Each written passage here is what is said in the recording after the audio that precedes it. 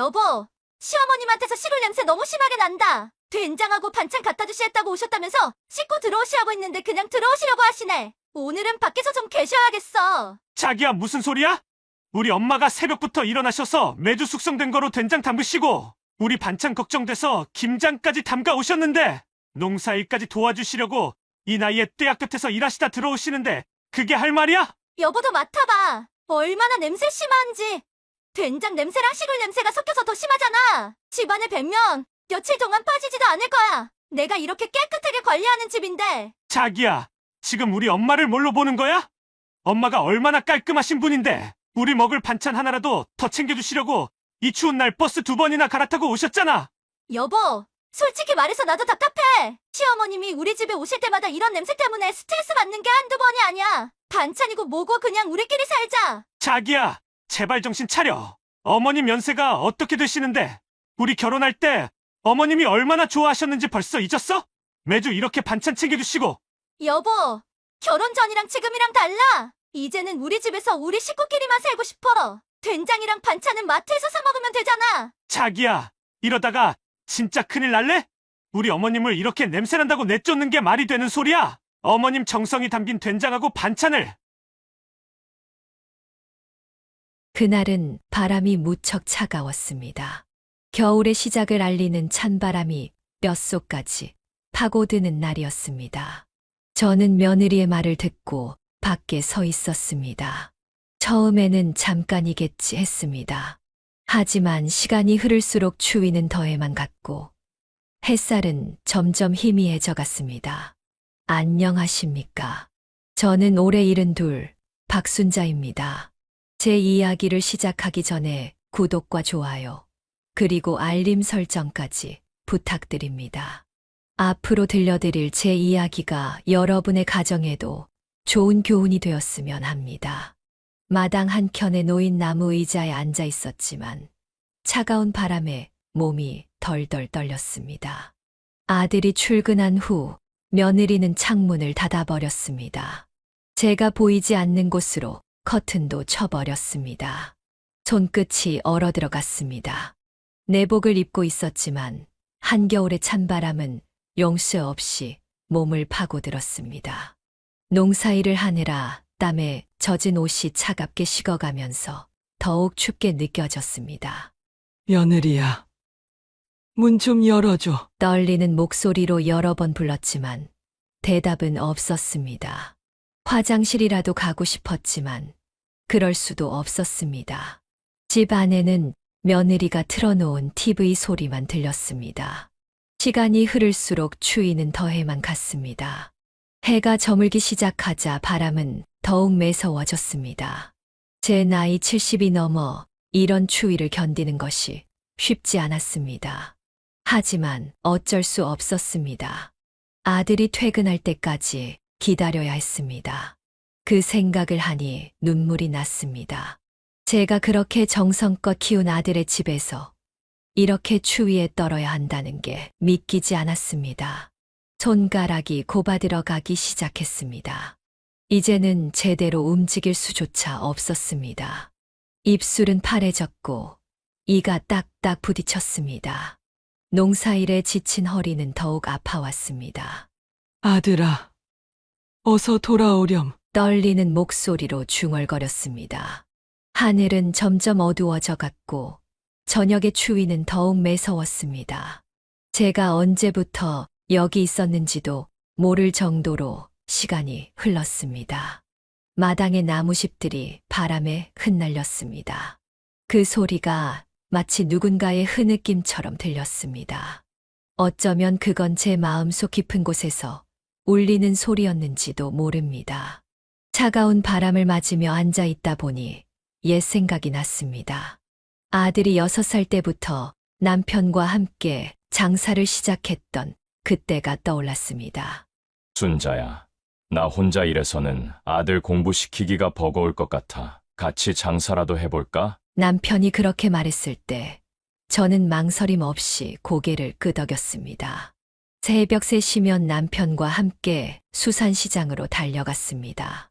그때는 지금처럼 자동차도 많지 않아서 1시간을 걸어가야 했죠. 여보, 내가 고등어는 잘 고르니까 내가 고를게. 당신은 조개랑 새우 좀 보고 와요. 남편은 제가 고른 고등어를 지게에 지고 전 조개랑 새우를 담은 양푼을 들고 시장으로 향했습니다. 서로 다른 곳에서 장사를 하면 2배로 벌 수 있다고 생각했거든요. 웃으면서 장사를 했지만 손은 언제나 터서 피가 났습니다. 추운 겨울날 얼음 섞인 물에 생선을 씻다 보면 손이 트고 갈라졌어요. 남편도 매일 새벽 무거운 지게를 지고 다니느라 허리가 휘었죠. 여보, 우리 아들 자다가 일어나면 밥 챙겨 먹이고 학교 보내야 하는데. 그렇게 걱정하면 남편이 늘 걱정 마. 내가 먼저 가서 아들 밥 챙겨줄게. 하고는 서둘러 집으로 향했습니다. 엄마, 아빠, 오늘 선생님이 칭찬 도장 5개나 줬어요. 아빠가 아침에 깨워주시고, 엄마가 싸주신 도시락도 맛있게 다 먹었어요. 그렇게 웃으며 달려오는 아들을 보면 온몸의 고단함이 눈 녹듯 사라졌습니다. 아들의 웃는 얼굴이 우리 부부에게는 세상에서 제일 큰 보약이었습니다. 장사가 잘 될 때는 그나마 나았지만 비가 오는 날이면 정말 힘들었습니다. 남편은 새우젓을 들고 동네 골목골목을 돌아다녔고 저는 시장 한켠에서 비를 맞으며 장사를 했습니다.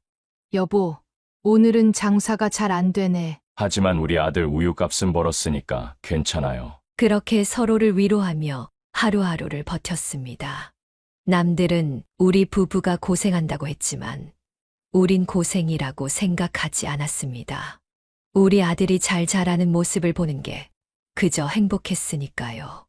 지금처럼 추운 날 아들이 학교에서 돌아올 시간이면 남편이 따뜻한 어묵 국물을 끓여놓곤 했습니다. 아들이 추운 날씨에 걸어올 생각을 하면 마음이 안 좋아서 자주 파는 고등어 한 마리를 팔지 않고 남겨두었다가 구워주기도 했죠. 엄마, 아빠, 이 고등어 안 팔면 돈을 더 벌 수 있었을 텐데. 그렇게 말하는 어린 아들의 마음씨가 얼마나 예쁘던지. 그때 우리 아들의 그 마음이 지금은 어디로 갔을까요? 차가운 바람이 다시 불어옵니다. 손이 얼어붙는 이 감각이 그때 새벽 수산시장에서 느끼던 그 차가움과 똑같다는 생각이 듭니다. 하지만 그때는 희망이 있었습니다. 남편과 함께라면, 우리 아들을 위해서라면 어떤 추위도 이겨낼 수 있다고 믿었으니까요. 추워서 떨다가 다시 옛 생각이 나네요. 우리 아들이 중학교에 입학할 때였습니다. 여보, 이번에 새 교복을 맞춰줘야 하는데 돈이 좀 모자라네요. 남편은 걱정스러운 얼굴로 통장을 들여다보았습니다. 그때는 교복이 지금처럼 값이 싸지 않았어요. 게다가 우리 아들이 또래보다 키가 커서 기성품으로는 맞지 않았거든요. 아들, 엄마가 이번에는 맞춤으로 해줄게. 그동안 기성복 입어서 불편했지? 아들은 그저 괜찮다고 기성복도 좋다고 했지만 팔다리가 긴 우리 아들이 짧은 교복을 입고 다니는 게 늘 마음에 걸렸습니다. 여보, 내가 새벽 일 하나 더 할게요. 떡볶이 장사도 해보면 어떨까요? 그렇게 해서 시작한 게 수산물 장사와 함께하는 떡볶이 장사였습니다. 남편은 여전히 고등어를 팔고 저는 그 옆에서 떡볶이를 팔았죠. 아줌마, 이 떡볶이 맛있네요. 매일 오겠습니다. 손님들의 칭찬을 들을 때마다 힘이 났습니다. 떡볶이를 사러 온 학생들이 우리 아들 또래라 생각하면 더 정성스레 만들게 되더라고요. 여보, 오늘은 떡볶이가 잘 팔렸어요. 이러다 금방 교복값 모을 수 있겠어요. 매일 밤 남편과 장사 끝내고 돈을 세면서 희망을 가졌습니다. 한 달이면 모을 수 있을 거라 생각했는데 그만 남편이 아프고 말았어요. 괜찮아요. 감기일 뿐이에요. 내일이면 나아질 거예요. 하지만 감기는 쉽게 낫지 않았고 병원비까지 들게 되었습니다. 교복값을 모으기는커녕 오히려 빚을 져야 할 것 같았죠. 그때였습니다. 우리 아들이 학교에서 돌아와 이렇게 말하더군요. 엄마, 아빠, 제가 이번에 장학금 받았어요. 성적 1등 했거든요. 그 순간 남편과 저는 서로를 바라보며 울컥했습니다. 우리도 모르는 사이에 이렇게 훌륭하게 자라준 아들이 고마웠습니다. 장학금으로 교복을 맞출 수 있었고, 우리 아들은 새 교복을 입고 늘 당당하게 학교를 다녔습니다. 지금도 그때 찍은 아들의 교복 사진을 보관하고 있어요. 까만 교복을 입고 환하게 웃고 있는 모습이. 엄마, 아빠, 이 교복 정말 편해요.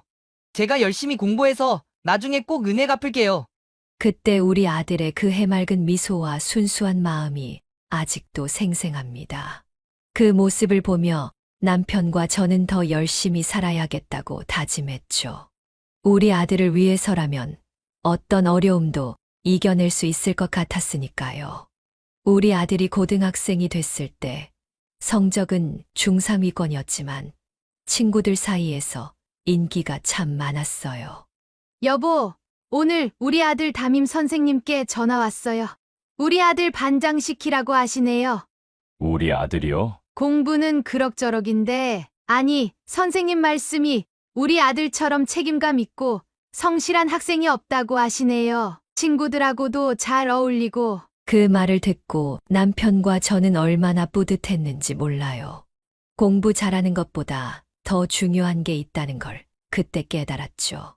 엄마, 아빠, 제가 반장이 됐어요. 근데 아침 일찍 가서 교실 정리하고, 그래야 해서 일찍 일어나야 할 것 같아요. 그 말을 하는 아들의 표정이 걱정스러워 보였어요. 새벽부터 저녁까지 장사하느라 아침에 도시락을 못 사줄까봐 그랬나 봅니다. 걱정하지 마. 엄마가 매일 아침 일찍 도시락 싸줄게. 우리 아들 반장님 체면 있잖아. 남편도 거들었죠. 그래. 아빠가 매일 아침 차로 데려다 줄게. 비 오는 날에도 교실 정리하러 가야 할 텐데 걸어가면 힘들잖아. 그렇게 시작된 우리 아들의 반장 생활.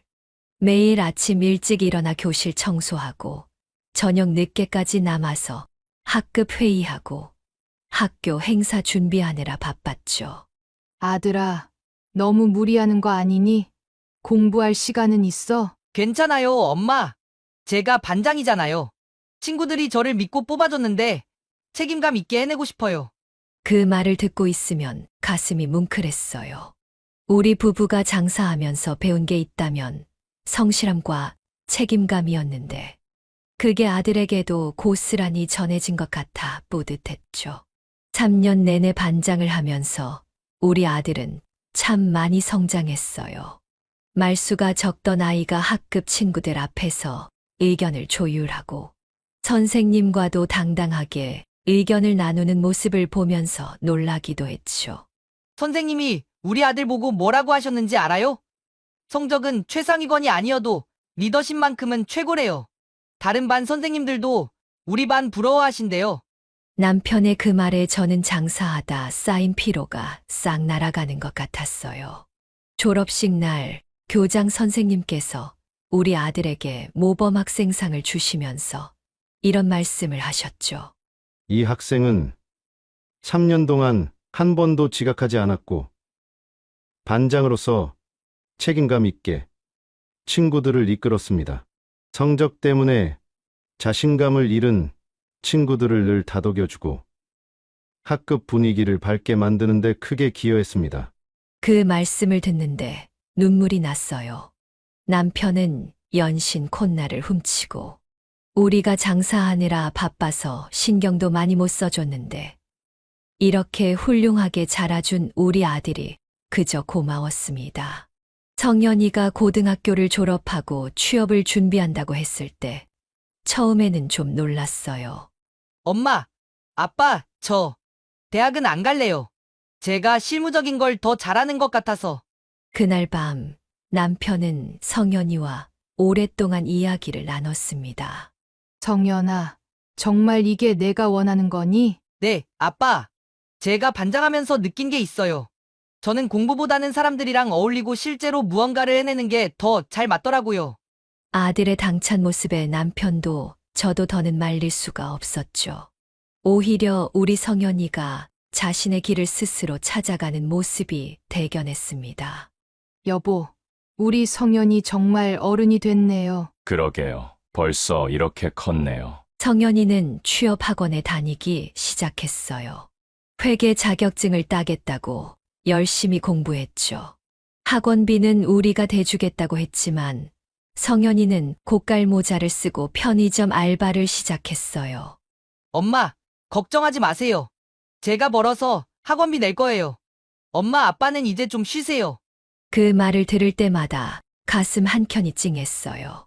우리도 모르는 사이에 성현이가 이렇게 철이 들었나 싶어서요. 여보, 이제 장사 그만하실래요? 성현이도 이제 다 컸는데. 남편이 그렇게 말하면 저는 웃으며 고개를 저었어요. 안 돼요. 우리 성현이 취직할 때까지는 해야죠. 면접 볼 때 정장이라도 사줘야. 새벽에 일어나 반찬 가게 준비하면서도 이제는 힘들지 않았어요. 오히려 기뻤죠. 성현이가 자기 꿈을 위해 노력하는 모습을 보니까요. 엄마, 아빠, 제가 자격증 땄어요. 이제 취직하면 월급으로 효도할게요. 그렇게 기뻐하는 성현이를 보며 남편과 저는 서로를 바라봤어요. 말하지 않아도 알 수 있었죠. 우리가 해냈다는 걸요. 취직 준비하는 동안 성현이는 정말 열심히 했어요. 낮에는 학원 다니고 밤에는 알바하고 그 모습이 젊은 시절 우리 부부의 모습 같아서 가슴이 뭉클했습니다. 성현아, 이제 곧 봄이네. 올해는 좋은 소식 있을 거야. 매일 아침 성현이 아빠가 하는 말이었어요. 그리고 정말 봄이 오고 우리 성현이에게도 좋은 소식이 찾아왔죠. 설레는 마음으로 성현이의 첫 출근을 배웅하던 날이 생각납니다. 엄마, 아빠, 제가 회사에서 첫 월급 받으면 맛있는 거 사드릴게요. 새로 맞춘 양복을 입은 성현이의 모습이 너무 반짝반짝 빛이 났어요. 우리 아들이 이렇게 훌륭한 직장인이 되다니. 남편은 아들의 넥타이를 고쳐매주며 눈시울을 붉혔습니다. 아들, 이제 진짜 어른이 됐구나. 회사에 들어간 성현이는 정말 열심히 일했어요. 반장할 때처럼 꼼꼼하고 책임감 있게 일하는 모습을 보고 회사에서도 칭찬이 자자했다고 해요. 그러다 성현이가 채린이를 처음 소개했을 때였어요. 엄마, 아빠, 이분이 제가 좋아하는 사람이에요. 채린이는 처음 뵀는데도 참 예쁘고 밝은 아이 같았어요. 성현이보다 2살 어린 은행원이었죠. 어머님, 아버님, 제가 이번 주말에 된장찌개 배우고 싶은데 혹시 가르쳐 주실 수 있으세요? 그 말을 듣는 순간 제 마음이 얼마나 따뜻해지던지. 은행에서 일하느라 바쁠 텐데도 이렇게 며느리 수업을 자청하다니. 체리나, 엄마가 다음 주에 매주 띄우려고 하는데 그때 와서 된장 담그는 것도 배워갈래? 정말요? 어머님, 제가 꼭 가서 배울게요. 성현 오빠가 어머님 된장찌개 좋아한다고 해서 꼭 배우고 싶었거든요. 채린이의 그 해맑은 미소를 보며 남편과 저는 서로를 바라봤어요. 우리 성현이가 참 좋은 사람을 만났구나 하는 생각이 들었거든요. 여보, 우리 성현이 잘 될 것 같죠? 그날 밤 남편의 말에 저는 그저 행복한 미소만 지었답니다. 채린이는 주말마다 우리 집에 왔어요. 은행 일이 바빠도 꼭 시간을 내서 찾아왔죠. 어머님, 제가 어제 처음으로 김치찌개 끓여봤는데 성현 오빠가 맛있대요. 어머님이 가르쳐 주신 대로 했거든요. 그렇게 좋아하며 이야기하는 채린이를 보고 있으면 제 마음도 꽃처럼 피어났어요. 특히 채린이는 제가 시장에 가는 날이면 꼭 따라 나섰어요.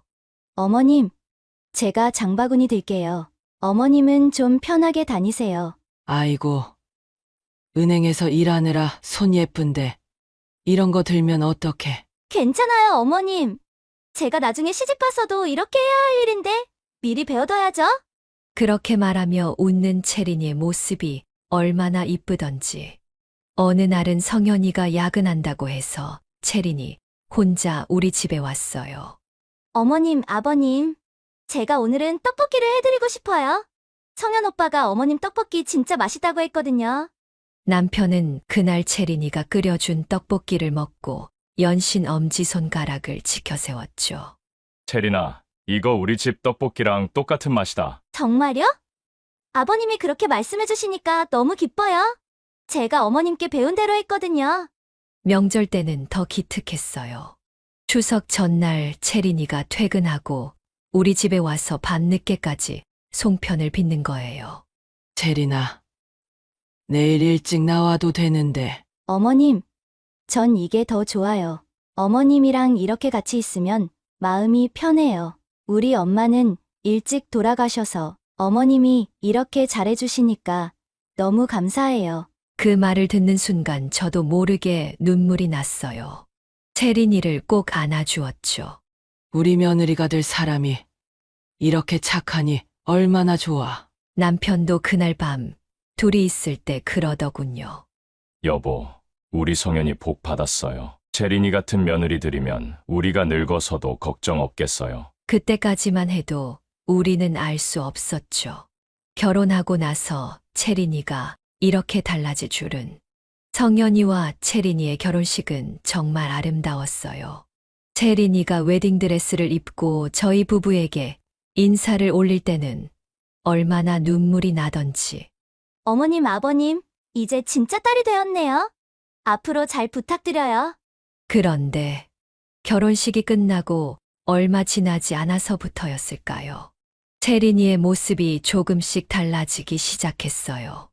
어머님, 저희 집에는 주말에만 오세요. 평일에는 저희도 바빠서. 처음엔 그저 새댁이라 낯을 가리나 보다 했어요. 하지만 주말에 가도 채린이의 표정이 예전 같지 않았죠. 어머님, 이제 마트에서 반찬 사 먹으려고요. 제가 은행일이 바빠서 음식할 시간이 없네요. 그동안 배워간 요리는 어디로 갔는지. 냉장고에는 온통 사온 반찬들 뿐이었어요. 성현이가 좋아하던 제 된장찌개는 더 이상 그 집 식탁에 올라오지 않았죠. 체리나, 엄마가 김치 담궈와. 어머님, 저희 집 김치 냉장고가 작아서 넣을 자리가 없어요. 그리고 요즘은 조금씩 사 먹는 게 더 편해요. 예전에 그렇게 좋아하던 제 김치는 이제 귀찮아하는 눈치였어요. 시장에 가자는 말도 더 이상 하지 않았고, 제가 된장 담그는 날에도 오지 않았죠. 성현아, 채린이가 많이 바쁘니? 네, 요즘 은행에서 일이 많아서요. 아들의 대답이 왠지 겉돌았어요. 말하고 싶은 게 더 있는 것 같았지만, 차마 말을 잊지 못하는 것 같았죠. 그러더니 어느 날, 채린이가 제 앞에서 이런 말을 하는 거예요. 어머님, 사실 시골 음식 냄새가 저는 좀 힘들어요. 특히 된장 냄새요. 우리 집에 배면 며칠씩 가는데. 그 말을 듣는 순간 온몸에 힘이 빠졌어요.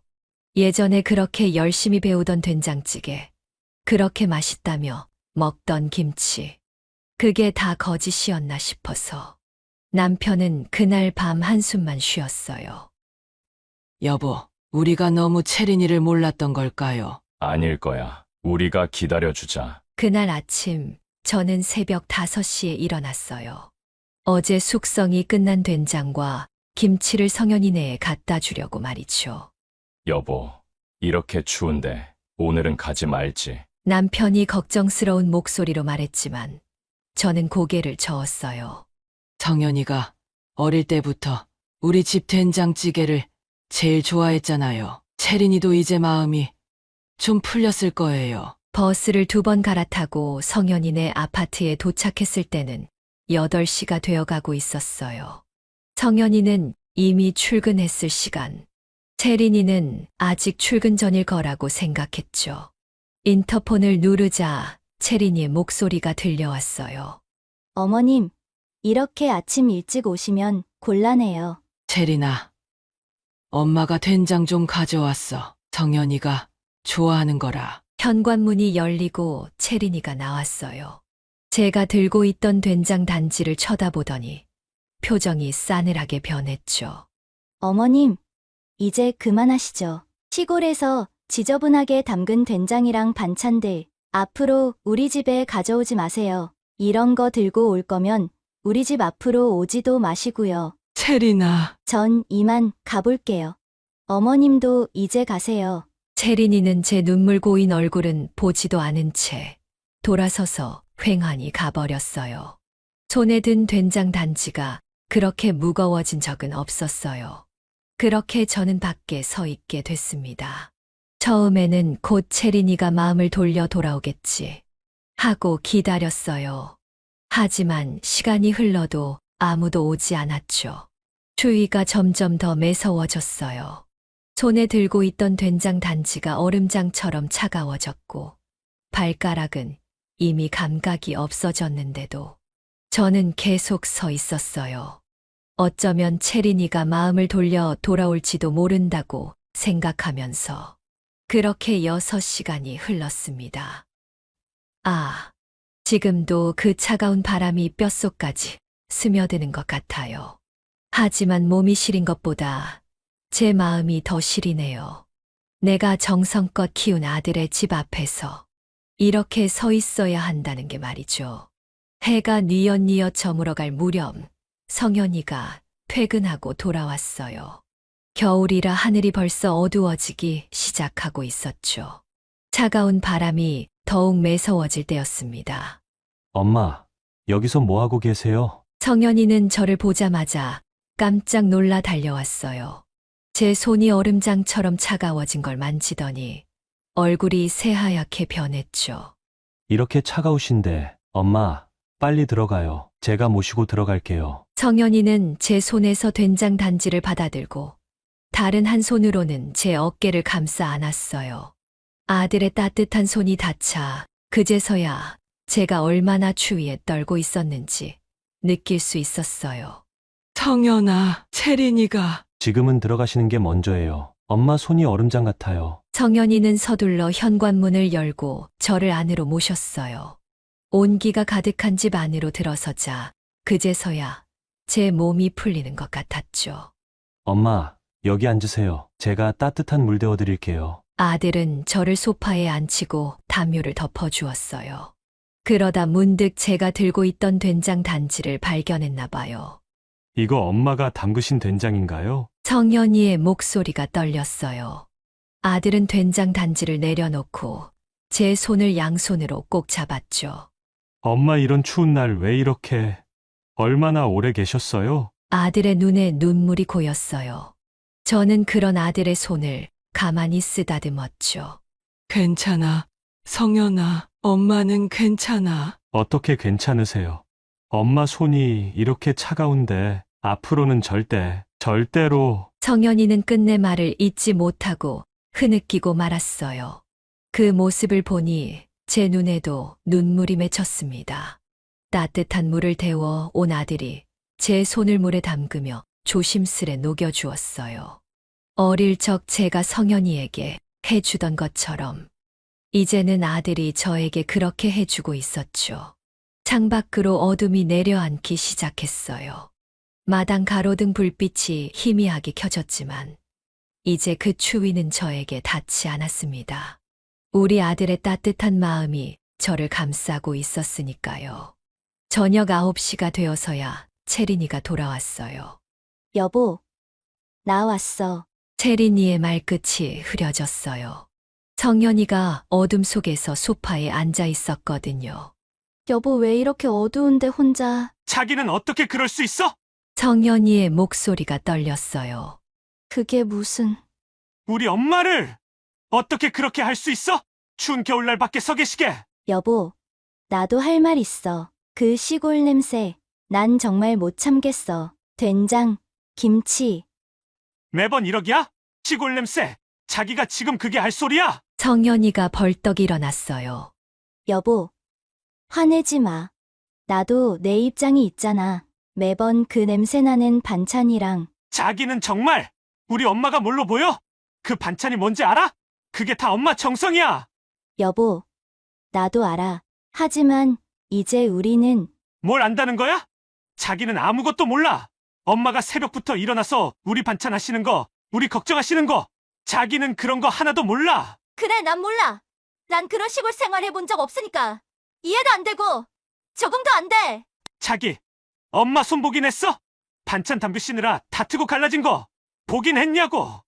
여보, 나도 그냥 자기는 우리 엄마가 얼마나 날 사랑하시는지, 얼마나 우리를 위해 사시는지 그런 건 하나도 모르면서. 성현이의 목소리가 흔들렸어요. 채린이도 눈물을 흘리고 있었죠. 여보, 미안해. 나도 너무 힘들어서. 힘들다고? 자기가 뭐가 힘들어? 우리 엄마를 밖에 세워두고 이게 말이 돼? 방 안에는 무거운 침묵만이 흘렀어요. 서로의 숨소리만이 어둠 속에서 들렸습니다. 엄마, 이제 집에 가셔야죠. 아빠도 많이 기다리실 거예요. 성현이는 저를 조심스럽게 일으켜 세웠어요. 내가 모실게요. 이렇게 추운데 혼자 가시면 안 되죠. 아들은 제 어깨에 자기 외투를 벗어서 덮어주었어요. 버스 타러 가기 싫다고 하면서 택시를 잡았죠.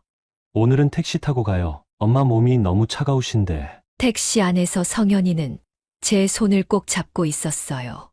마치 어릴 때 제가 성현이 손을 잡아주던 것처럼. 세월이 참 많이 흘렀구나 싶었죠. 엄마, 많이 힘드셨죠? 아들이 떨리는 목소리로 물었어요. 저는 그저 고개를 저었죠. 괜찮아. 엄마는 괜찮아. 아니에요. 절대 안 괜찮아요. 우리 엄마가. 성현이는 끝내 말을 잊지 못했어요. 그저 제 손을 더욱 꽉 쥐었을 뿐이었죠. 엄마, 제가 못난 아들이에요. 이런 일이 있을 줄 알았으면 성현아, 어릴 때부터 엄마가 해주시는 된장찌개가 세상에서 제일 맛있었는데 그 된장을 들고 오셨다가 이런 일을 당하시다니. 택시가 골목을 돌 때 창문에 비친 성현이의 눈에 눈물이 고여 있는 게 보였어요. 제 아들의 눈물을 보는 게 이렇게 마음 아플 줄은 몰랐네요. 우리 집 앞에 도착해서도 성현이는 쉽게 돌아가지 못했어요. 엄마, 따뜻한 물로 세수하시고 누우세요. 내일 꼭 올게요. 현관문 앞에서 성현이는 제 양손을 잡고 계속 문질러 주었어요. 마치 제 차가운 손을 녹여주려는 것처럼요. 이제 들어가세요. 감기 걸리시면 안 돼요. 아들의 등이 사라질 때까지 저는 그렇게 서 있었어요. 뒷모습이 흐릿해질 때까지. 그리고 문득 깨달았죠. 우리 성현이가 이제 정말 어른이 되었구나. 하고요. 남편이 문을 열어주었을 때 성현이가 덮어준 외투에서 아들 냄새가 났어요. 그 따뜻했던 온기가 아직도 남아있는 것 같았죠. 성현이가 집으로 돌아왔을 때는 이미 밤 11시가 넘어 있었어요. 채린이는 불도 안 켜고 어둠 속에 앉아 있었죠. 창밖으로 비치는 가로등 불빛만이 적막한 거실을 희미하게 비추고 있었어요. 자기, 이제 할 말 있어. 성현이가 불을 켜자 채린이의 눈이 부시게 흔들렸어요. 평소와 다른 차가운 목소리였죠. 이 집 전세금이 누구 돈인지 알지? 우리 부모님이 전세금 다 대주셨어. 여보, 미안해. 우리 엄마가 앞으로 한 달간 이 집에서 같이 사실 거야. 채린이의 얼굴이 하얗게 변했어요. 성현이는 부엌으로 가서 냉장고 문을 활짝 열었죠. 반찬통들이 가지런히 놓여 있었어요. 전부 마트에서 사온 반찬들이었죠. 잘못했다고 입으로만 하지 말고 이제는 행동으로 보여줘. 성현이는 쓰레기 봉투를 꺼내 마트 반찬들을 하나둘 담기 시작했어요. 채린이는 그저 눈물만 흘리며 지켜보고 있었죠. 반찬통들이 봉투 속으로 들어갈 때마다 둔탁한 소리가 적막한 집 안에 울렸어요. 부엌 선반도 비웠어요. 그동안 채린이가 사모았던 반찬들이 전부 쓰레기 봉투 속으로 들어갔죠. 냉장고에는 이제 텅 빈 공간만 남았어요. 그 공간이 마치 채린이의 마음처럼 보였어요. 성현이는 침실로 들어가 장롱문을 열었어요. 채린이의 옷가지들을 하나씩 정리해서 캐리어에 담기 시작했죠. 그동안 함께 찍은 사진들, 채린이가 아끼던 소품들, 전부 캐리어 속으로 들어갔어요. 내일 당장 엄마 모시러 갈 거야. 선택해. 우리 엄마랑 같이 살 건지 아니면 자기가 나갈 건지. 그날 밤 채린이는 거실 소파에서 밤을 새웠대요. 성현이의 단호한 목소리가 계속 귓가에 맴돌았을 거예요. 캄캄한 어둠 속에서 채린이는 자신의 잘못을 곱씹었을 거예요.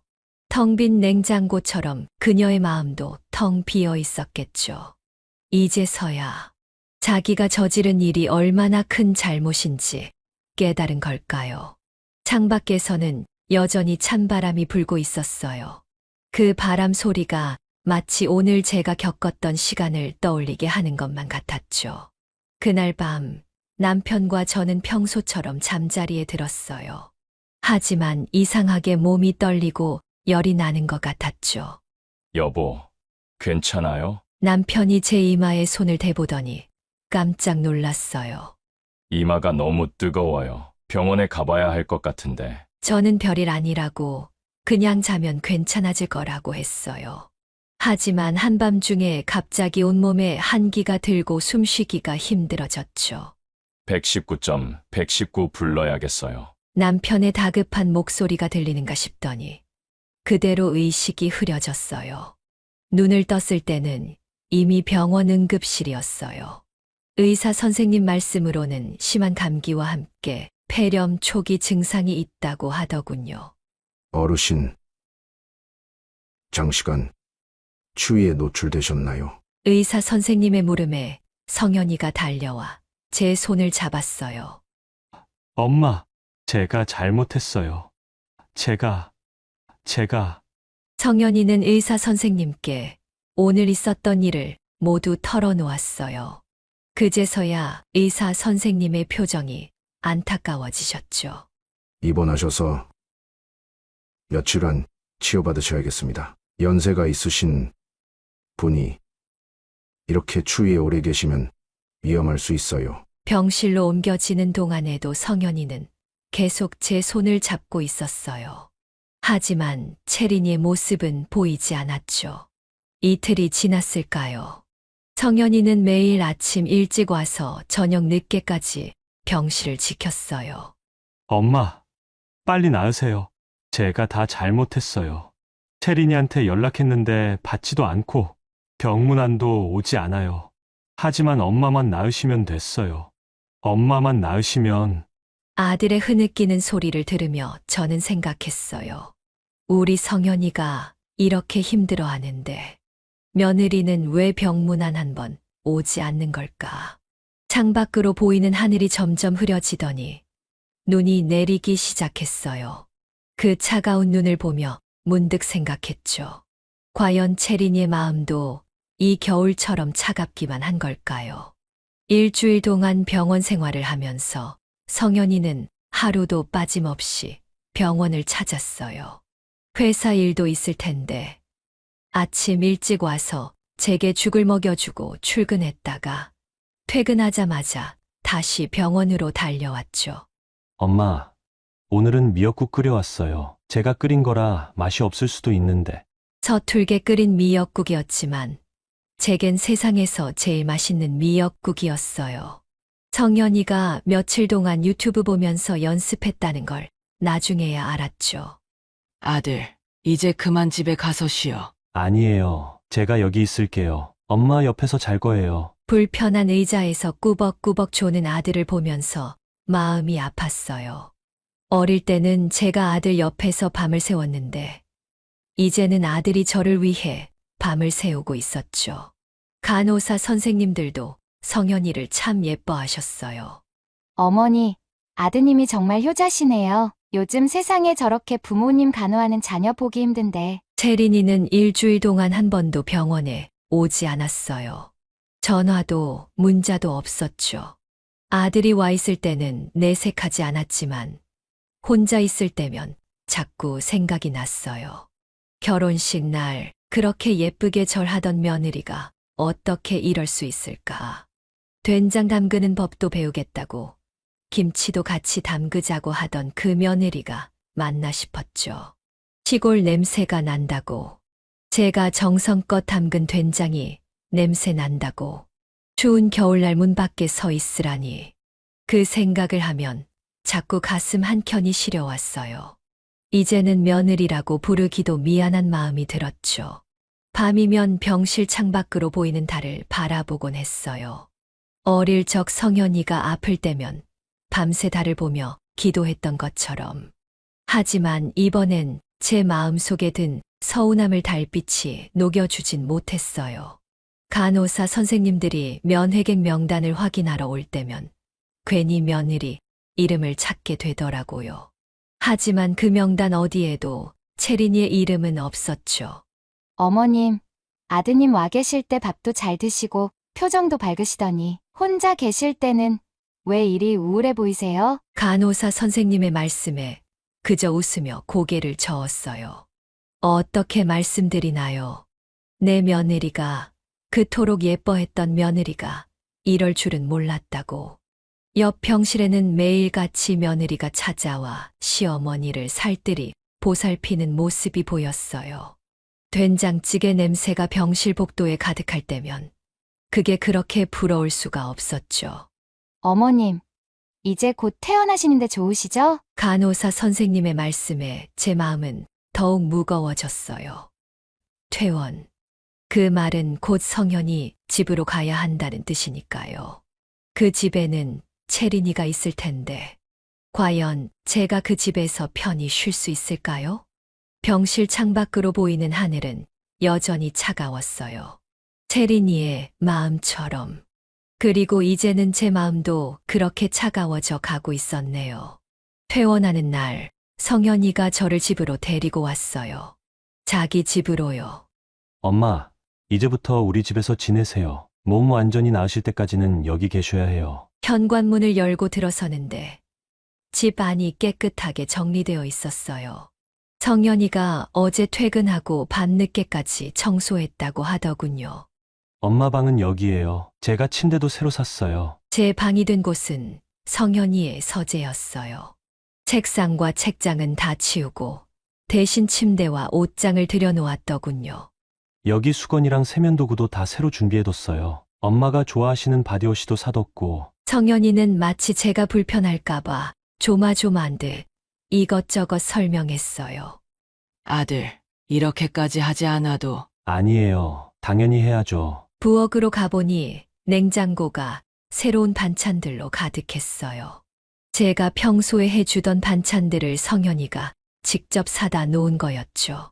엄마가 좋아하시는 백김치랑 총각김치도 있어요. 마트에서 제일 비싼 걸로 샀어요. 성현이의 그 말에 가슴 한켠이 찡해졌어요. 예전에는 제가 담근 김치만 고집하던 아들인데 이제는 마트 김치라도 사다 놓는구나 싶어서요. 저녁이 되어갈 때쯤 채린이가 퇴근하고 들어왔어요. 채린이는 제가 거실에 있는 걸 보고 놀란 듯 했어요.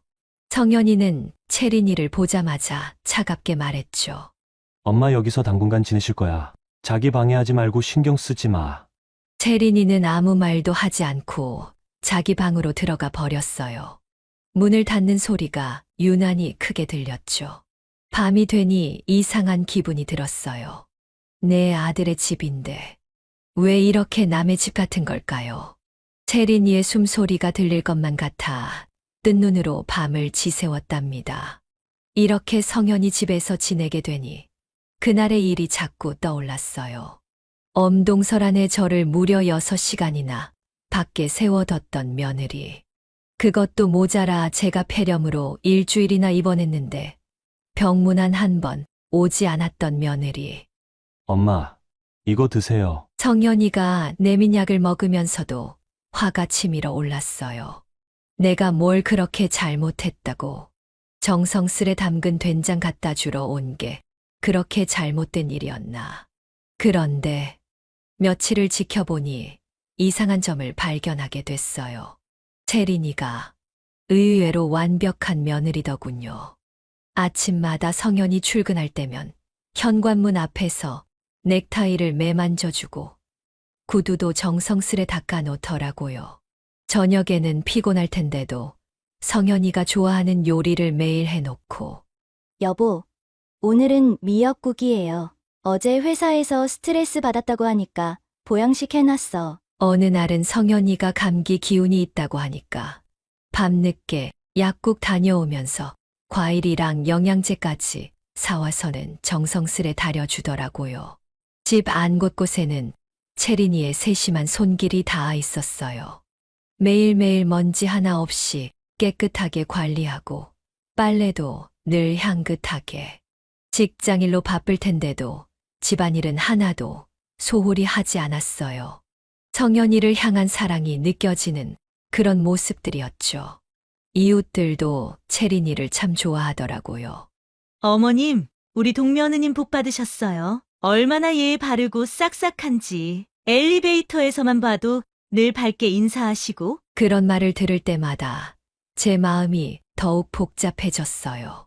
그렇게 차갑고 매정했던 그날의 채린이가 어떻게 이렇게 다정하고 완벽한 며느리일 수 있는 걸까요? 그 추운 날 저를 밖에 서 있게 하고 병원에도 찾아오지 않았던 그 잘못은 과연 용서할 수 있는 걸까요? 하지만 이렇게 아들을 사랑하고 가정을 위하는 착한 며느리를 영영 미워할 수만은 있는 걸까요? 오늘 아침 채린이가 저를 조심스레 찾아왔어요. 어머님 잠시 시간 괜찮으신가요? 채린이의 눈에는 눈물이 고여 있었어요. 어머님, 그날 정말 죄송했어요.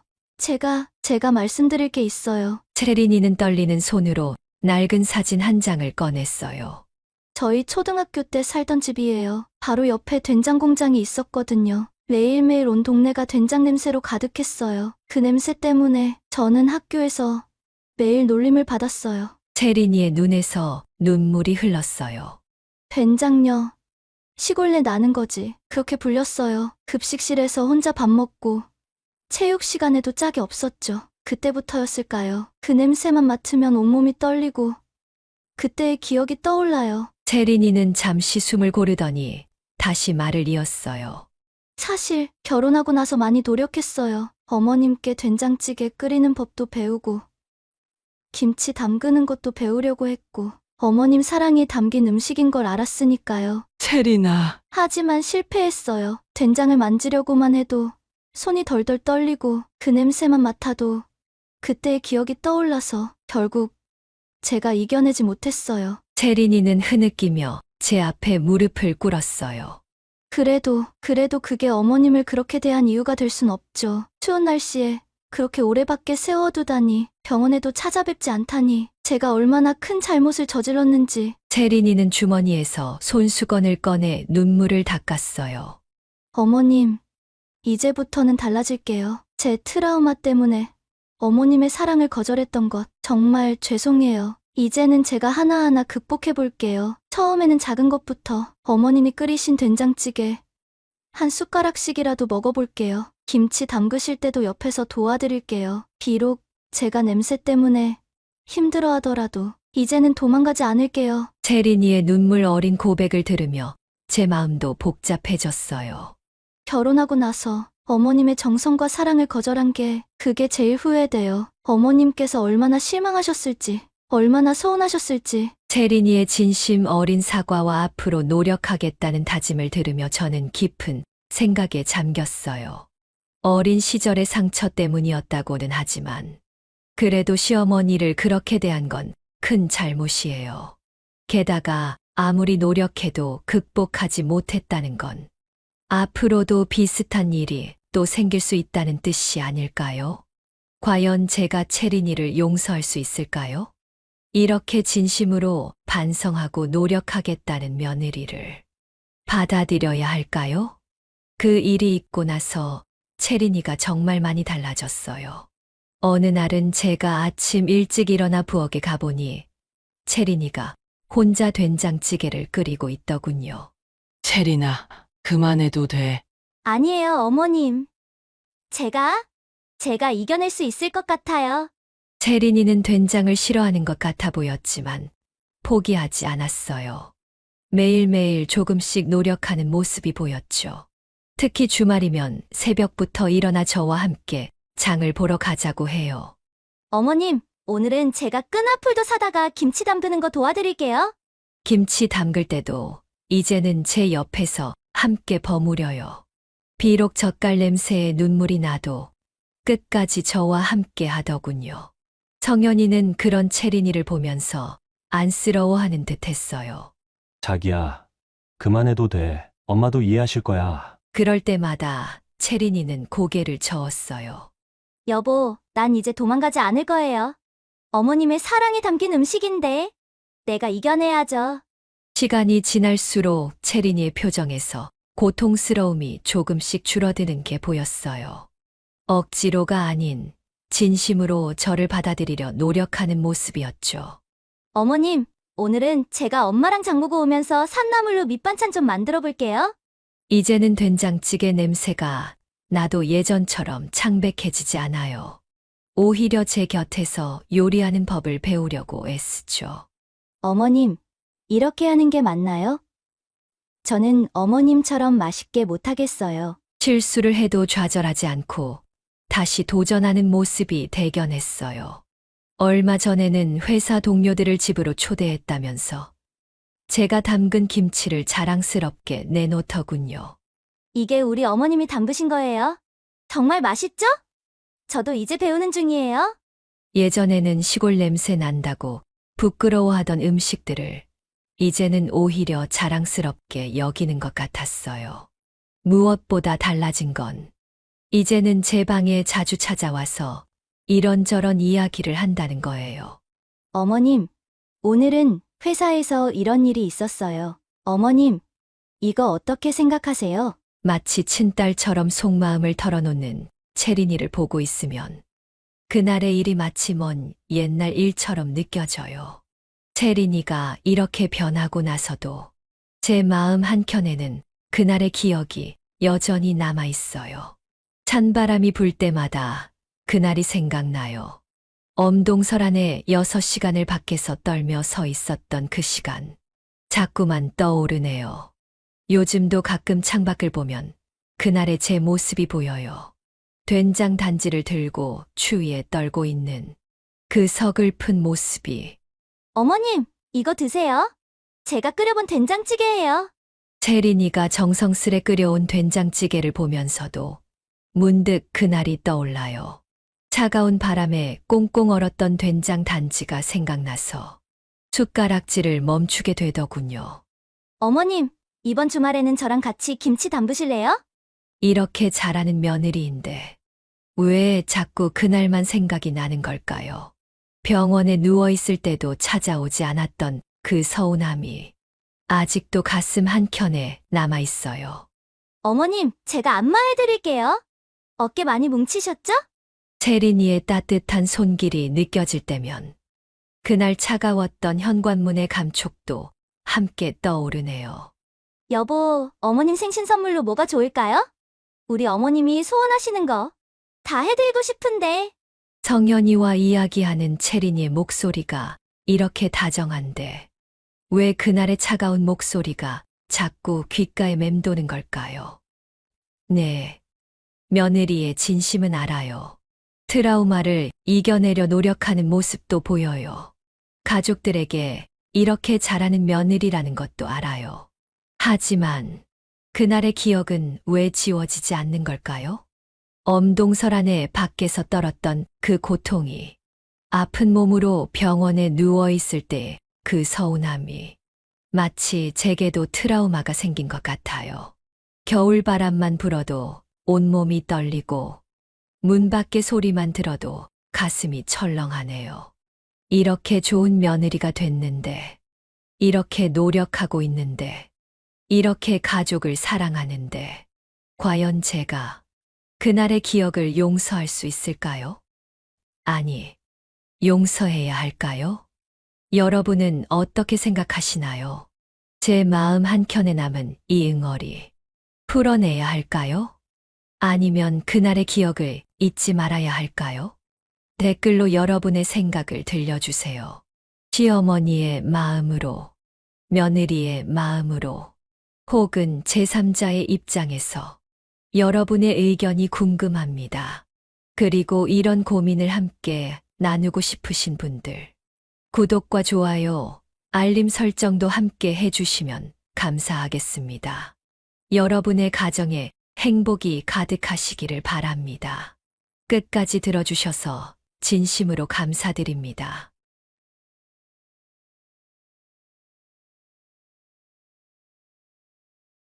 엄마, 솔직히 말할게요. 엄마가 재산이 얼마나 있는지 좀 알아야 할 것 같아서요.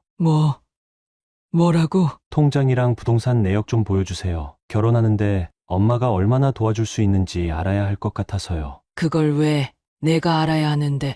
요즘 결혼하는데 드는 돈이 만만치 않잖아요. 제 친구는 강남에 오피스텔 한 채 받았다고 했어요. 남의 집 얘기하지 마라. 우리는 우리 형편대로 사는 거지.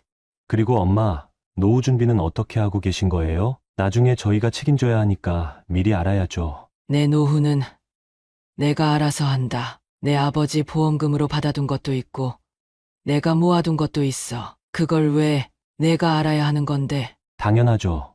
나중에 힘들어지면 저희가 돌봐드려야 할 거 아니에요? 얼마나 모아두셨는지 알아야 저희도 계획을 세우죠. 돌봐준다고? 그래서 미리미리 계산하겠다고? 내가 너한테 돈 때문에 이용당할 나이는 아직 안 됐다. 내 통장, 내 부동산은 다 내 명의야. 내가 상관할 거 없어. 왜 이러세요, 엄마? 요즘은 다들 이렇게 한다니까요? 투명하게 공개하고 서로 돕고 살아야. 투명하게. 그래. 그럼 나도 투명하게 말해주지. 한 푼도 못 줘. 내 결혼식 비용이랑 신혼집 보증금 다 내가 알아서 해.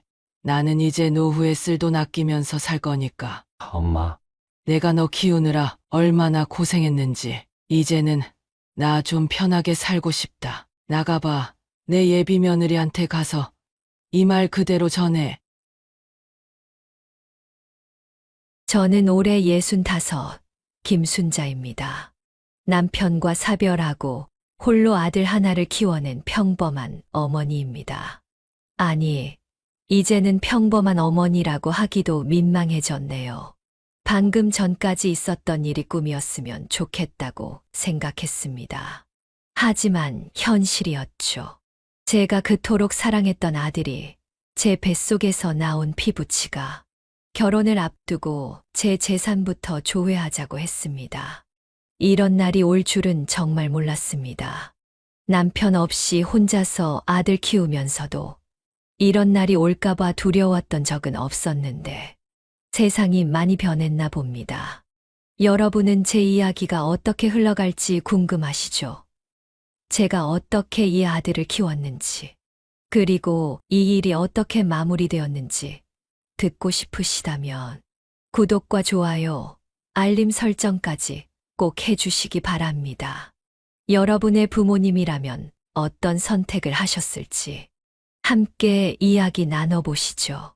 남편이 떠나고 26살의 저와 3살 배기 아들이 남았습니다.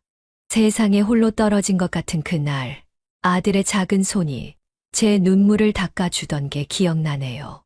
엄마 울지 마. 그때부터였을까요?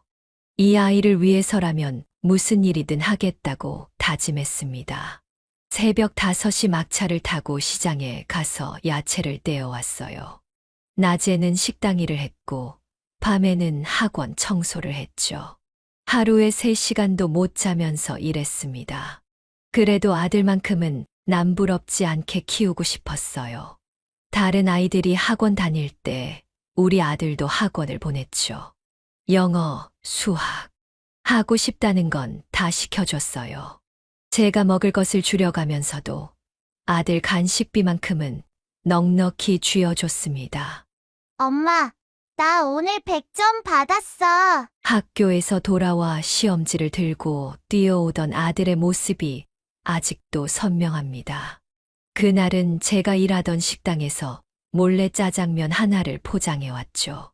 주방 한 구석에서 몰래 끓여온 거였는데 그 짜장면을 먹으며 환하게 웃던 아들의 얼굴이 지금도 눈에 밟혀요. 중학교 때는 축구부에 들어가고 싶다고 했었죠. 축구하며 유니폼이며 그때 제 월급의 반이 넘는 돈을 썼지만 운동장에서 뛰어다니는 아들을 보면 그저 행복했어요. 어느 날은 아들이 무릎을 다치고 돌아왔어요. 병원비가 없어서 발을 동동 굴렀는데 그날 밤 급하게 이웃집에서 돈을 빌렸던 기억이 나네요. 지금도 그때 흉터가 아들 무릎에 남아있을 텐데. 아들이 초등학교 4학년 때였을까요? 담임 선생님께서 영재교육원을 추천해 주셨어요. 그때 등록금이 부담스러워서 며칠을 고민했었죠. 결국 전 밤일을 하나 더 했습니다. 편의점 야간 알바를 시작했어요. 그렇게 시작한 일이 3년 동안 이어졌네요. 엄마, 안 피곤해요? 나 이제 그만둘까? 그렇게 물어볼 때마다 전 웃으면서 괜찮다고 했어요. 우리 아들이 수학올림피아드에서 상 받아오는 걸 보면 그런 피곤함 따위는 눈 녹듯이 사라졌으니까요. 명절 때면 시댁에 가야 했지만 차비도 부담스러웠고 빈손으로 갈 수는 없어서 명절마다 큰 빚을 졌어요. 1년 내내 그 빚을 갚느라 허리가 휘었지만 아들이 할머니 할아버지랑 웃으며 지내는 모습을 보면 그것만으로도 행복했습니다. 제 아들은 참 예뻤어요. 누가 봐도 예쁘다고 할 만큼 고운 아이였죠. 어디 가서든 엄마 닮아서 그렇게 예쁘대요. 라고 말하면 전 가슴이 뿌듯했어요. 사실 전 예쁘지도 않았는데 말이에요. 요즘 젊은 사람들은 말하죠. 낳은 정보다 만든 정이 더 크다고. 하지만 전 그 말이 무슨 뜻인지 잘 모르겠어요. 제가 아들을 낳은 것도 만든 것도 모두 제 온 마음을 다해서였으니까요. 그 시절 힘들었던 기억보다는 행복했던 기억이 더 많아요. 아마도 그건 제가 아들을 너무 사랑했기 때문일 거예요. 사랑하는 사람을 위한 희생은 결코 힘들지 않았으니까요. 중학교에 입학하던 날, 아들은 키가 훌쩍 자라 있었어요. 교복을 맞추러 가던 날, 어찌나 가슴이 뭉클하던지. 엄마, 나 중학생이다. 교복을 입은 아들이 거울 앞에서 뽐내던 모습이 떠오르네요. 당당하게 서 있는 모습이 꼭 아버지를 닮았더라고요. 교복값이 부담스러워서 2월 월급까지 당겼어야 했지만 그래도 두 벌을 맞춰줬어요. 한창 클 나이라 금방 작아질까봐. 축구부 이야기를 꺼냈을 때는 솔직히 많이 망설였어요. 운동선수가 얼마나 힘든 길인데 하고 걱정도 했죠. 하지만 아들의 간절한 눈빛을 외면할 수 없었어요. 엄마, 나 진짜 축구선수 될래요. 프로 선수 되면 엄마 고생 안 시킬게요. 그 말을 듣고 눈물이 났어요. 하지만 아들 앞에서는 웃으며 그래. 우리 아들 꿈을 위해서라면 엄마가 뭐든 해줄게. 라고 말했죠. 새벽 훈련이 있는 날이면 새벽 4시에 일어나 도시락을 싸줬어요. 다른 엄마들은 김밥을 싸주던데 전 우리 아들 체력이 좋아야 한다며 고기도 넣고 계란말이도 넣었죠. 그러다 식당 일에 늦어서 종종 혼나기도 했지만 중학교 2학년 때 전국 중학교 축구대회가 있었어요. 강원도 춘천까지 가야 했는데 차비며 숙박비며 한숨이 절로 나왔죠. 그때 식당 사장님이 아시고는 한 달 월급을 먼저 주셨어요. 지금도 그 은혜 잊지 못해요. 춘천에서 우리 아들이 결승골을 넣었어요. 준결승전이었는데 경기가 끝나고 아들이 저를 향해 뛰어오는데 그 순간만큼은 세상 모든 게 완벽하게 느껴졌어요. 하지만 축구 선수의 꿈은 오래가지 못했어요. 중학교 3학년 초 발목 부상으로 선수 생활을 그만둬야 했거든요. 아들은 한 달 내내 울었어요. 저도 많이 울었고요. 엄마, 내가 이제 뭐 하면 좋을까요? 그때 아들을 붙잡고 말했어요. 우리 아들. 내가 뭘 하든 엄마는 내 편이야. 이제 새로운 꿈을 찾아보자. 그렇게 우리는 함께 새로운 시작을 준비했죠. 그래서 시작한 게 수학 공부였어요. 축구를 그만두고 나서 아들이 수학의 매력에 빠져들더라고요. 매달 학원비가 부담스러웠지만 수학 문제 풀면서 행복해하는 아들을 보며 저도 행복했어요. 그렇게 우리 아들은 수학 영재로 바뀌어 갔죠. 중학교 시절은 정말 다사다난했어요. 사춘기라고 친구들이랑 다투기도 하고, 때론 저한테 반항도 했죠. 하지만 그 시절이 지나고 보니, 그때가 참 예뻤네요. 아들의 모든 모습이 예뻤어요. 고등학교 입학식 날이었어요. 중학교 때보다 더 커진 아들을 보며 가슴이 뭉클했습니다. 이제는 제 어깨까지 오더라고요. 엄마, 나 이제 고등학생이에요. 제가 이제 돈 벌어올게요. 그렇게 말하는 아들을 꼭 안아줬어요. 아직도 그때의 따스함이 느껴지는 것 같네요. 하지만 전 단호하게 말했죠. 너는 공부만 해. 알바는 생각도 하지 마.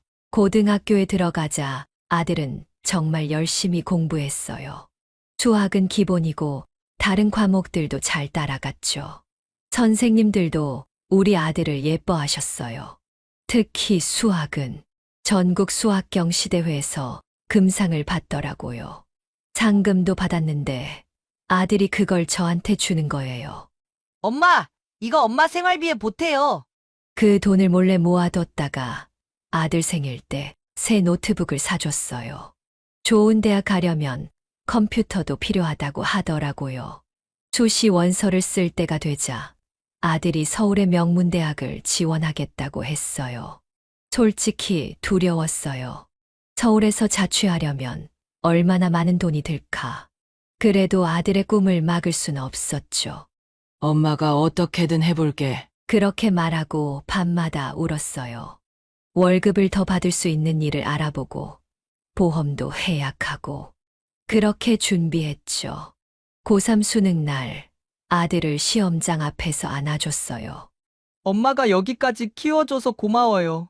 그 말을 듣는데 눈물이 왈칵 쏟아지더라고요.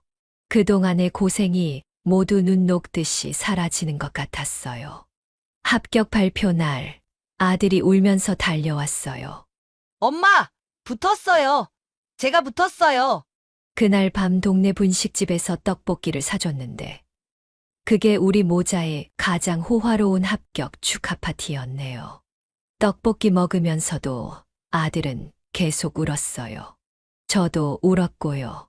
돈이 없어서 호텔에서 호화로운 파티는 못 해줬지만 그때 그 분식집의 떡볶이가 세상에서 제일 맛있었다고 아들이 말하더라고요. 지금 생각해보면 그때가 우리 모자의 황금기였나 봐요. 서로를 위해주고 아끼고 사랑했던 그런 행복한 시간이었죠. 서울로 떠나는 날 아들의 짐을 싸면서 마음이 먹먹했어요. 고시원이라도 구해줄 걸 그랬나. 자책도 했죠. 하지만 월세도 감당하기 힘들었으니까요. 엄마, 걱정하지 마세요. 기숙사도 좋아요. 방학 때마다 내려올게요. 기숙사에 입사하는 날 아들 침대를 정리해주면서 울컥했어요. 이제 이 아이가 혼자 살아야 한다는 게 실감이 났거든요. 한 달에 한 번은 꼭 서울로 올라갔어요. 식당 일이 끝나면 밤버스를 타고 가서 아들을 만났죠. 도시락 가득 반찬을 싸가지고 그때마다 아들은 투정 부렸어요. 엄마, 이렇게 많이 싸우시면 어떡해요. 제가 다 못 먹잖아요. 그래도 전 계속 가져다 줬어요. 밥값이라도 아껴야 한다고. 그리고 사실은 그게 아들을 보러 갈 구실이 됐으니까요. 대학교 2학년 때였을까요? 아들이 교환학생을 가고 싶다고 했어요. 미국이라는데 가슴이 덜컥 내려앉더라고요. 그래도 말리지 않았어요. 가고 싶으면 가봐. 엄마가 어떻게든 해볼게. 그날부터 적금을 깨고 친구들한테 돈도 빌리고 심지어 사채까지 알아봤어요. 다행히 학교에서 장학금을 받게 되어서 큰 빚은 지지 않았지만 1년 동안 아들이 없는 집은 너무 허전했어요.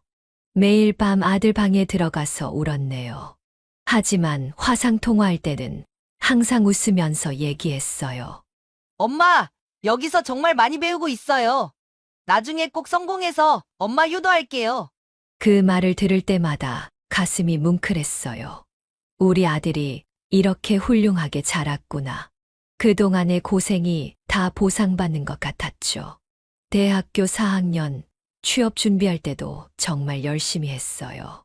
밤늦게까지 스터디하고 토익 학원 다니고 그때 처음으로 아들한테 등록금 말고 다른 돈도 보내줬네요. 학원비랑 면접 준비하는데 필요하다고 해서. 그리고 마침내 대기업에 취업했다는 소식을 들었을 때 정말 하늘을 날 것 같았어요. 엄마, 이제 제가 엄마 모시고 살게요. 그동안 너무 고생하셨잖아요. 그 말을 들으며 얼마나 울었는지 몰라요. 드디어 우리 아들이 성공했구나. 하지만 지금 와서 생각해보면 그때부터였을까요? 아들이 조금씩 변해가기 시작한 게 월급을 받기 시작하면서 돈에 대한 아들의 생각이 조금씩 달라지더라고요. 대기업에 입사하고 나서 아들은 정말 바빠졌어요. 주말에도 일한다고 했죠. 한 달에 한 번 정도 집에 내려오던 것도 2달에 한 번으로 줄었어요. 처음에는 이해했어요. 새로 시작하는 직장이니까 적응하느라 바쁘겠지. 하고요. 그래도 전화는 자주 했으니까요. 일주일에 2~3번은 통화했었죠. 엄마, 이번 달부터 제가 생활비 보내드릴게요. 매달 200만 원씩 보내주겠다고 했어요. 고맙긴 했지만 전 그 돈을 모두 따로 모아뒀어요. 언제까 아들한테 필요할 때 한꺼번에 주고 싶어서. 적금 통장을 하나 새로 만들어서 꼬박꼬박 넣어뒀죠. 입사한 지 1년쯤 지났을까요? 아들이 갑자기 적금을 들어야겠다며 그동안 보내준 돈을 다시 달라고 하더라고요. 엄마, 요즘은 빨리빨리 자산을 불려야 해요. 주식도 하고 코인도 해야 하고. 그때부터였던 것 같아요. 아들의 입에서 자주 돈 얘기가 나오기 시작한 게 월급으로 뭘 샀는지, 투자는 얼마나 했는지, 회사 동기들은 얼마를 버는지, 심지어 점심 먹으러 나갔다가 만난 사람이 어떤 차를 타고 다니는지까지 얘기하더라고요. 엄마도 좀 투자해보세요. 통장에 그냥 두면 가치가 떨어진대요. 제가 좋은 주식 있으면 알려드릴게요. 그렇게 말하면서도 정작 자기가 보내주는 생활비는 점점 줄여갔어요. 150만 원으로, 다시 100만 원으로. 나중에는 한 달에 한 번씩 빠뜨리기도 했죠. 물어보면 아, 깜빡했네요. 라고 하면서 서울에서 자취할 때는 한 달에 한 번이라도 내려와서 반찬도 가져가고 그랬는데 점점 발걸음이 뜸해졌어요. 명절 때도 오자마자 가버리고 피곤하다고 회사 일이 바쁘다고 입사 3년 차가 되면서 서울에 전세로 집을 얻었다고 하더라고요. 제가 모아둔 돈을 보태주려고 했는데 됐어요. 엄마, 회사에서 대출 받았어요. 그리고 시내랑 반반 부담했고요. 그때 처음 들었어요. 신혜라는 이름을. 같은 회사 여자친구라고 했죠. 벌써 동거까지 시작했다더라고요. 요즘은 그게 흔하다면서. 전 마음이 아팠어요. 결혼도 하기 전에 동거를 한다는 게. 하지만 아들한테 뭐라고 하진 못했어요. 요즘은 다들 그렇게 산다고 하니까. 벌써 결혼까지 생각하고 있다고. 둘이 모아둔 돈도 있고 부모님들 도움도 받을 거라고. 마치 남이 얘기하듯 그렇게 말하더라고요. 엄마, 요즘 부모님들은 다들 자식 결혼할 때 어느 정도는 도와주신대요. 점점 더 돈 얘기가 잦아졌어요. 부동산이 어쩌고, 주식이 어쩌고, 전화할 때마다 투자 얘기, 재테크 얘기. 한숨 쉬는 소리도 늘어갔고요. 엄마, 진짜 돈 없으면 아무것도 안 되는 세상이에요. 저도 빨리 돈을 불려야 하는데. 그렇게 시작된 말이 오늘의 그 질문으로 이어졌네요. 엄마 재산이 얼마나 되는지 알아봐야 할 것 같아요. 돈. 그저 그 한 글자가 우리 모자의 정을 이렇게 바꿔놓을 줄은 몰랐어요. 신혜를 처음 만난 건 작년 추석이었어요. 아들이 데리고 온다고 했을 때 전 얼마나 설렜는지 몰라요. 새벽부터 일어나서 집안 청소하고 밑반찬도 잔뜩 준비했죠. 엄마, 저희 왔어요. 현관문이 열리고 들어온 예비 며느리는 제가 상상했던 것보다 훨씬 세련되고 똑똑해 보였어요. 명품 가방을 들고 있더라고요. 제가 일하는 식당에서 일주일은 더 일해야 살 수 있는 그런 가방이었죠. 안녕하세요. 어머님, 처음 뵙겠습니다. 목소리도 똑부러지고 인사성도 밝았어요. 하지만 왠지 모르게 거리감이 느껴졌죠. 마치 회사에서 하는 것처럼 격식 있는 인사를 하더라고요. 식탁에 앉아서 이야기를 나눴어요. 신혜는 대기업 재무팀에서 일한다고 했어요. 돈 관리하는 일을 한다고. 그러면서 자연스럽게 이야기를 돌리더라고요. 어머님은 노후 준비는 어떻게 하고 계시나요? 요즘은 은퇴 설계가 정말 중요하다고들 하더라고요. 그 말을 듣는 순간 가슴이 철렁 내려앉았어요. 첫 만남에서 이런 이야기를 꺼내다니. 하지만 저는 웃으면서 대답했죠. 아직은 일할 수 있으니까 걱정하지 마세요. 아니에요. 어머님, 미리미리 준비하셔야죠. 혹시 보험이나 주식 투자는 하고 계신가요? 옆에 있던 아들이 말을 받았어요. 엄마, 맞아요. 우리가 한번 살펴봐 드릴게요. 통장이랑 보험 서류 있으시죠? 그 순간 저는 마치 제가 은행 창구에 앉아 있는 것 같았어요. 내 아들과 예비 며느리가 아니라 마치 재무설계사를 만난 것처럼. 저녁을 먹으면서도 계속 그런 이야기가 이어졌어요. 요즘 부동산이 어떻고 주식이 어떻고 심지어 제가 일하는 식당 월급까지 물어보더라고요. 어머님, 그렇게 힘들게 일하실 필요 없으세요. 가지고 계신 자산으로 투자를 잘하시면 전 순간 숟가락을 놓을 뻔했어요. 자산이라니. 그들의 눈에는 제가 그저 투자 대상이었던 걸까요? 밤늦게까지 이야기를 했는데 대부분 돈 얘기였어요. 결혼 비용은 어떻게 할 건지, 신혼집은 어떻게 구할 건지. 어머님 댁이 꽤 크시네요. 이 집이면 집값이 꽤 나가겠는데요? 그 말을 하는 신예의 눈빛이 아직도 잊혀지지 않아요. 마치 제 집을 감정하는 것 같은 그런 눈빛이었죠. 돌아가는 길에 아들이 그러더라고요. 엄마, 신혜가 재무설계를 전공했어요. 엄마, 노후도 좀 봐달라고 했어요. 그날 밤, 전 한숨도 못 잤어요. 내 아들이, 내 아들의 여자친구가 왜 이렇게 된 걸까? 그저 그런 생각만 하면서요. 이후로도 신혜는 가끔 저한테 전화를 했어요. 통화할 때마다 꼭 한 번씩은 재산 얘기를 꺼냈죠. 어머님, 요즘 금리가 많이 올랐잖아요. 어머님, 자산 포트폴리오도 한번 점검해봐야 할 것 같아요. 포트폴리오. 그런 말도 몰랐던 제가 이제는 그런 단어들이 익숙해져 버렸네요. 하지만 익숙해질수록 마음은 더 멀어져만 갔어요. 결혼 날짜를 잡고 나서부터는 더 심해졌어요. 이제는 아들도 신혜도 노골적으로 제 재산을 물어보더라고요. 그리고 마침내 오늘 그 질문이 나왔네요. 신혜와의 첫 만남 이후 얼마 지나지 않아 아들이 결혼하고 싶다고 했어요. 생각보다 빨리 결정이 났더라고요.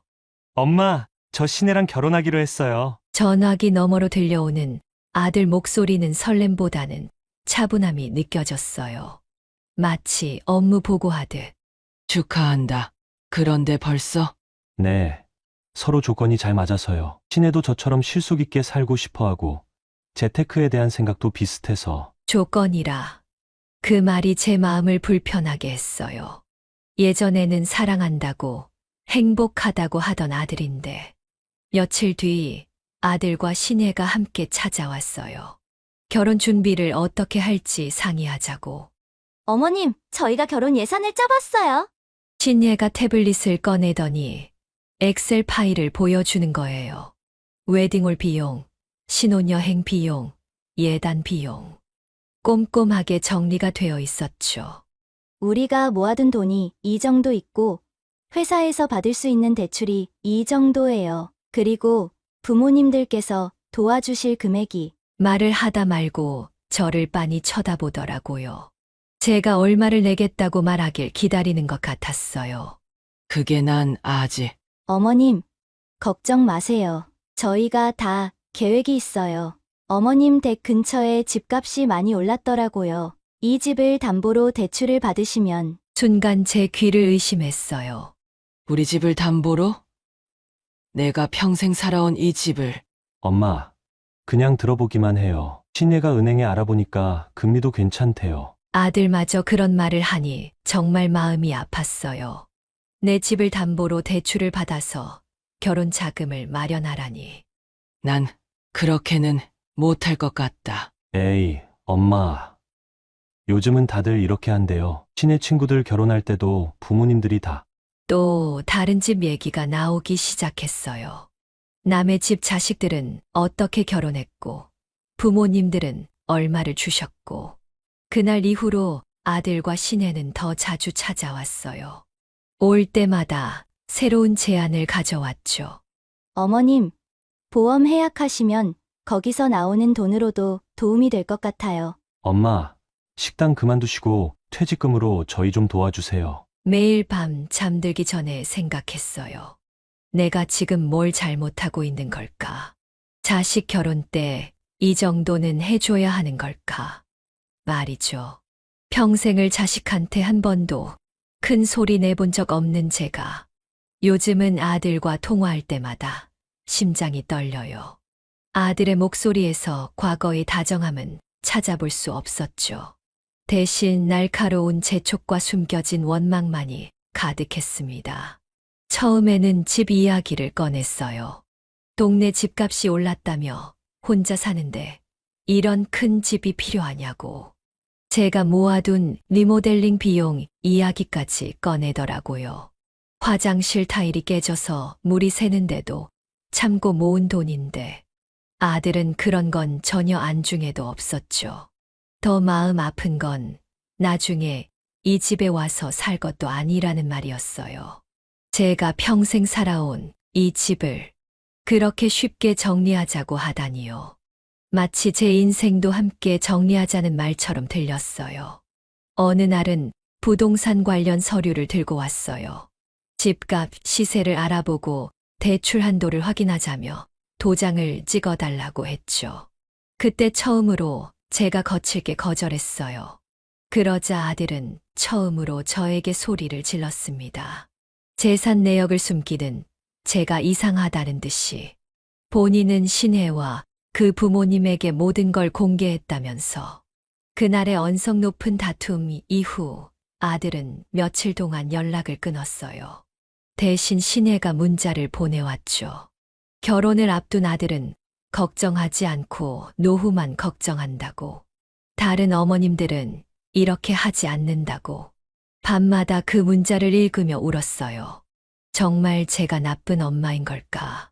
26에 홀로 되어 평생 아들만 보고 살아온 제가 이제는 욕심쟁이 어머니가 되어버린 걸까요?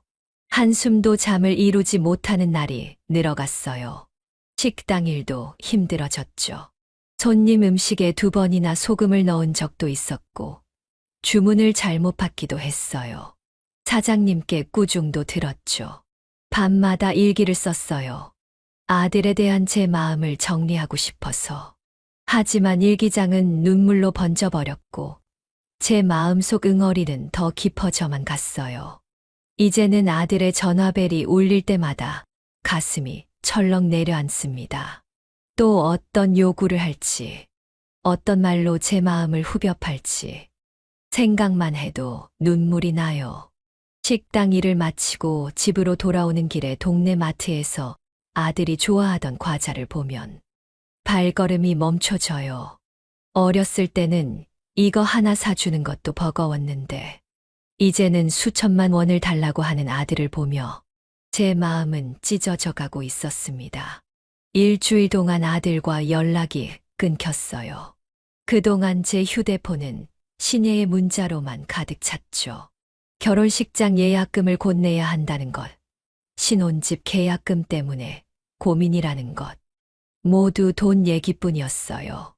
열흘째 되는 날 아들이 찾아왔습니다.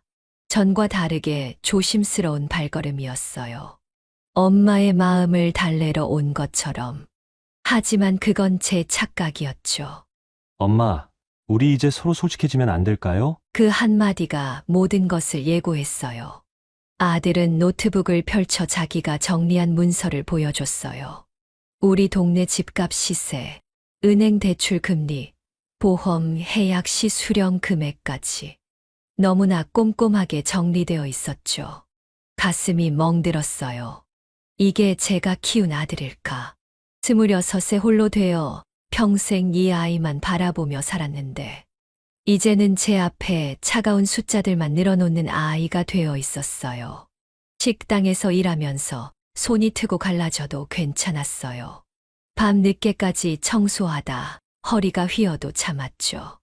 모든 게 이 아이 잘 되라고. 그런데 지금 이 아이는 그 시간들을 차가운 숫자로 계산하고 있었어요. 엄마가 서운한 거 알아요.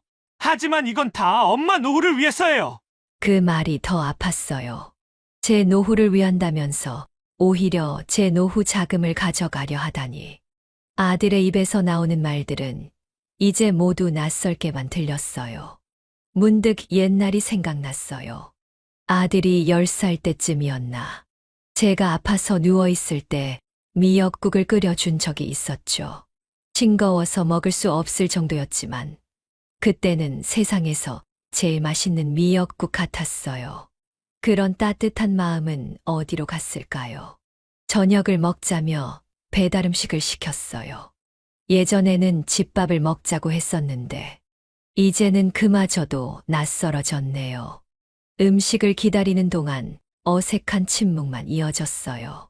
엄마, 솔직히 말해서 이 집 담보대출만으로도 신혼집 구할 수 있어요. 그 말을 듣는 순간 제 귓가에서 윙 하는 소리가 들리더라고요. 머리가 어지러워졌어요. 담보대출이라니. 제가 평생 살아갈 이 집을 담보로. 밥을 먹는 내내 아들은 재테크 얘기를 했어요. 대출이자가 어떻고 부동산 시세가 어떻고 그 말들이 제 귀에는 들리지 않았어요. 대신 아들이 어렸을 때 웃음소리만 계속 맴돌았죠. 아들이 돌아가고 난 후 전 오랫동안 앉아 있었어요. 식탁에 놓인 배달음식 그릇을 치우지도 못한 채 문득 생각났어요. 제가 아들 교복 살 돈을 모으려고 식당 일을 시작했던 때. 그때는 돈이 전부가 아니었는데 이제는 아들의 눈빛에서 돈만이 반짝이고 있었어요. 그 반짝임이 제 가슴을 더 아프게 만들었습니다. 요즘 들어 식당 일이 더 힘들어졌어요. 20년을 넘게 해온 일인데 매일 실수투성이었죠. 된장찌개에 소금을 2번 넣고 비빔밥 주문을 김치찌개로 잘못 알아듣고 국에 간도 하지 않고 내어놓기도 했어요. 순자 씨, 요즘 정신이 어디 있는 거요? 이러다 장사 못하게 생겼네. 사장님의 꾸중에 그저 죄송하단 말씀만 되풀이했어요. 제 마음을 어떻게 설명할 수 있겠어요. 아들 결혼 준비 때문에 이렇게 힘들다고. 그건 더 창피한 일이니까요. 주방에서 일하면서도 자꾸 딴 생각이 났어요. 아들이 어렸을 때는 얼마나 식당에 자주 들렀었는지. 숙제하다 심심하다고 와서 주방 한 구석에서 라면을 먹던 모습. 학원 끝나고 들러서 반찬을 싸달라고 조르던 모습.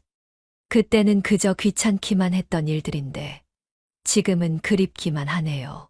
순자야, 너도 이제 나이가 있는데 그만두고 쉬지 그러니? 동료, 이모님의 걱정 어린 말씀.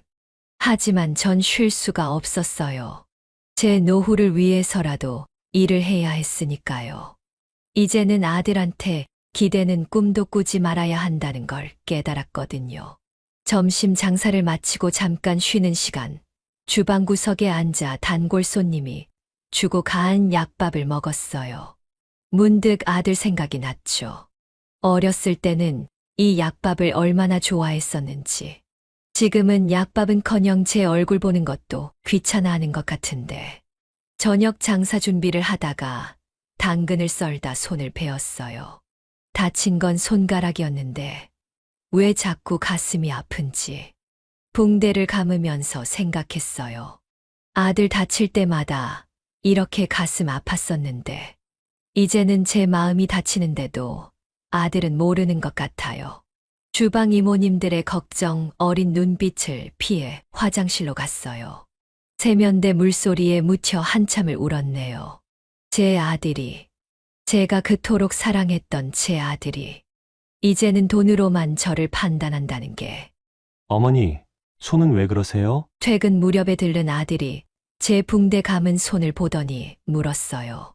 순간 가슴이 따뜻해졌죠. 아직도 이렇게 걱정해 주는구나. 하지만 그 말 뒤에 이어진 건 다치시면 일도 못 하시잖아요. 그러다 수입이 줄어들면 또 돈 얘기였어요. 제 손가락의 상처보다 그 말이 더 아팠습니다. 상견례 날이었어요. 새벽부터 일어나 머리도 하고 옷도 여러 번 갈아입었죠. 오랜만에 입어보는 한복이 어색했지만 그래도 아들 상견례니까 단정하고 예쁘게 보이고 싶었어요. 푸른 빛이 도는 한복을 입고 거울 앞에 섰는데 왠지 마음이 울적해지더라고요. 남편이 살아있었다면 얼마나 좋았을까. 그런 생각이 자꾸 나서 화장을 고치고 또 고쳤네요. 동네 중식당 2층이었어요. 시내 아버님이 예약하셨다고 하더라고요. 낡은 간판에 녹슨 계단. 올라가는 내내 발걸음이 무거웠어요. 들어서자마자 느껴지는 저렴한 음식 냄새. 하지만 그건 전혀 신경 쓰이지 않았어요. 오히려 제가 평생 일한 곳도 식당이니까 더 편하기도 했죠. 시내의 부모님을 처음 뵀을 때 솔직히 적잖이 당황스러웠어요. 명품 가방에 백화점 정장 차림의 시내와는 너무나 다른 모습이었거든요. 아버님은 퇴직금으로 시작한 조그만 문구점을 하시고 어머님은 시장에서 반찬 가게를 하신다고 했죠. 처음엔 이해가 안 됐어요. 그토록 세련되고 똑똑해 보이던 시내가 시장 골목 반찬 가게 딸이라니. 대기업 재무팀에 다닌다더니 부모님은 월세 내며 가게 하시고 처음 시내를 만났을 때 느낀 기대감이 한순간에 무너져 내렸어요. 게다가 시내 부모님의 태도는 더 실망스러웠죠. 제대로 된 상견례 장소도 준비 못 하시면서 오히려 제 재산부터 물으시더라고요. 저희야 이렇게 살지만 시내는 좋은데 취직했잖아요. 정우 어머님은 재산이 꽤 있다고 들었는데. 처음 인사도 채 나누기 전에 재산 얘기를 꺼내시는 시내 어머님. 당황스러웠어요. 찻잔을 든 손이 떨려서 홍차가 조금 흘렸네요. 수저도 들기 전부터 돈 얘기가 시작됐어요. 시내 아버님이 탁자를 톡톡 두드리시면서 말씀하시더라고요. 마치 오래된 빚을 독촉하시는 것처럼요. 정우 어머님, 솔직히 말씀드려서 저희는 시내 결혼 지원해줄 형편이 안 됩니다. 다 어머님께 기대야 할 것 같은데. 순간 숨이 막혔어요. 이렇게 노골적으로 말씀하실 줄은 몰랐거든요. 제가 대답을 못하고 있으니 시내가 한마디 거들었죠. 마치 오래전부터 준비한 말처럼 자연스럽게. 어머님, 어차피 나중에 다 어머님 거 될 텐데 미리 좀 도와주시면 안 될까요? 식사 내내 귀가 멍멍했어요. 시내 부모님의 살림 이야기. 가게가 어려워서 은행 빚도 있다고. 그러면서도 아들과 제 재산 이야기만 하시더라고요. 문구점 매출이 절반으로 줄었다는 말씀, 시장이 너무 한산하다는 말씀. 그 모든 이야기의 끝은 결국 제 재산으로 이어졌어요. 이제 보니 시내의 명품백도 고급스러운 말투도 다 가식이었던 걸까요? 겉으로만 그렇게 보이려 했던 걸까요? 첫 만남에서 느낀 세련됨이 이렇게 허상이었다니. 제가 식당 일을 하지만 그래도 나름대로 자존심은 있었어요. 평생 일해서 모은 돈도 있고 남편이 남긴 보험금도 있고. 그런데 이렇게 궁색한 시내 부모님 앞에서 제 재산을 이야기해야 한다는 게 왠지 모를 수치심이 들더라고요. 탕수육은 식어가고 짜장면은 굳어갔어요. 밥 한 술 제대로 넘기지 못했죠. 목이 너무 메어서. 아들은 옆에서 어쩔 줄 몰라 하면서도 저를 달래듯 말했어요. 그 말마저도 왠지 가시처럼 가슴에 박혔어요. 엄마, 우리가 나중에 다 효도할게요. 돌아오는 길에 택시를 타려는데 신의 어머님이 마지막으로 한마디 하셨어요. 그 말이 지금도 귓가에 맴돌아요. 정우 어머님, 저희 시내가 잘할 거예요. 그러니까 어머님 재산 걱정 마시고 맡겨주세요. 집으로 돌아와 밤새 잠을 이루지 못했어요. 제가 평생 일하며 모은 재산을 첫 만남에 이렇게 노골적으로 요구하다니. 아들은 그런 말을 들으면서도 왜 아무 말도 하지 않았을까요? 오히려 신의 부모님 편에 서서 저를 설득하려 하는 것만 같았어요. 다음 날부터 아들의 문자가 쏟아졌어요. 신예네가 형편이 어려우니 우리가 더 도와줘야 한다고. 결혼식이랑 신혼집은 우리가 다 해결해야 할 것 같다고. 그 문자들을 읽을 때마다 가슴이 무너져 내렸어요. 엄마, 이제는 정말 결정해주세요. 신혜가 더는 기다리기 힘들대요. 사장님 눈치를 보며 주방 밖으로 나갔죠. 뒷골목에서 아들과 마주 섰는데 더는 제 아들 같지가 않았어요. 돈 때문에 이렇게 변해버린 아들을 보고 있자니 지난 세월이 모두 허상이었나 하는 생각이 들었어요. 밤마다 생각해요. 제가 너무 욕심을 부리는 걸까? 자식 결혼인데 좀 보태줘야 하는 걸까? 하지만 이렇게 모든 걸 내어주면 앞으로 제가 어떻게 살아야 할지 문득문득 옛날 생각이 나요. 아들 학원비 벌려고 야간 알바까지 뛰던 때, 그때는 제가 번 돈을 아들한테 쓰는 게 그렇게 행복했는데 지금은 왜 이렇게 아까운 걸까요? 아마도 이제는 제 돈이 아들의 행복이 아닌 남의 집 재산을 늘리는 데 쓰이는 것 같아서겠죠. 평생 식당일 하면서 모은 제 재산이 첫 상견례에서 이렇게 흥정거리가 될 줄은 몰랐어요. 제 통장이, 제 집이, 제 보험금이 전부 다른 사람의 것이 되어야 한다니. 그것도 이렇게 낯선 사람들에게. 상견례 이후로 모든 게 달라졌어요. 아들과 신혜는 더 노골적으로 제 재산을 들먹이기 시작했고, 신혜 부모님은 매주 전화를 하시며 결혼 준비가 어떻게 되어가는지 물으셨죠. 특히 신혜 어머님은 아들더러워서 제 통장을 살펴보라고 재촉하셨대요. 그런 말을 전해 듣고도 아들은 아무 말도 하지 않더라고요. 식당 일을 마치고 집에 돌아오면 매일 서류, 뭉치가 놓여 있었어요. 신혼집 시세 자료, 예식장 견적서, 신혼여행 상품 안내서, 그리고 쪽지 한 장.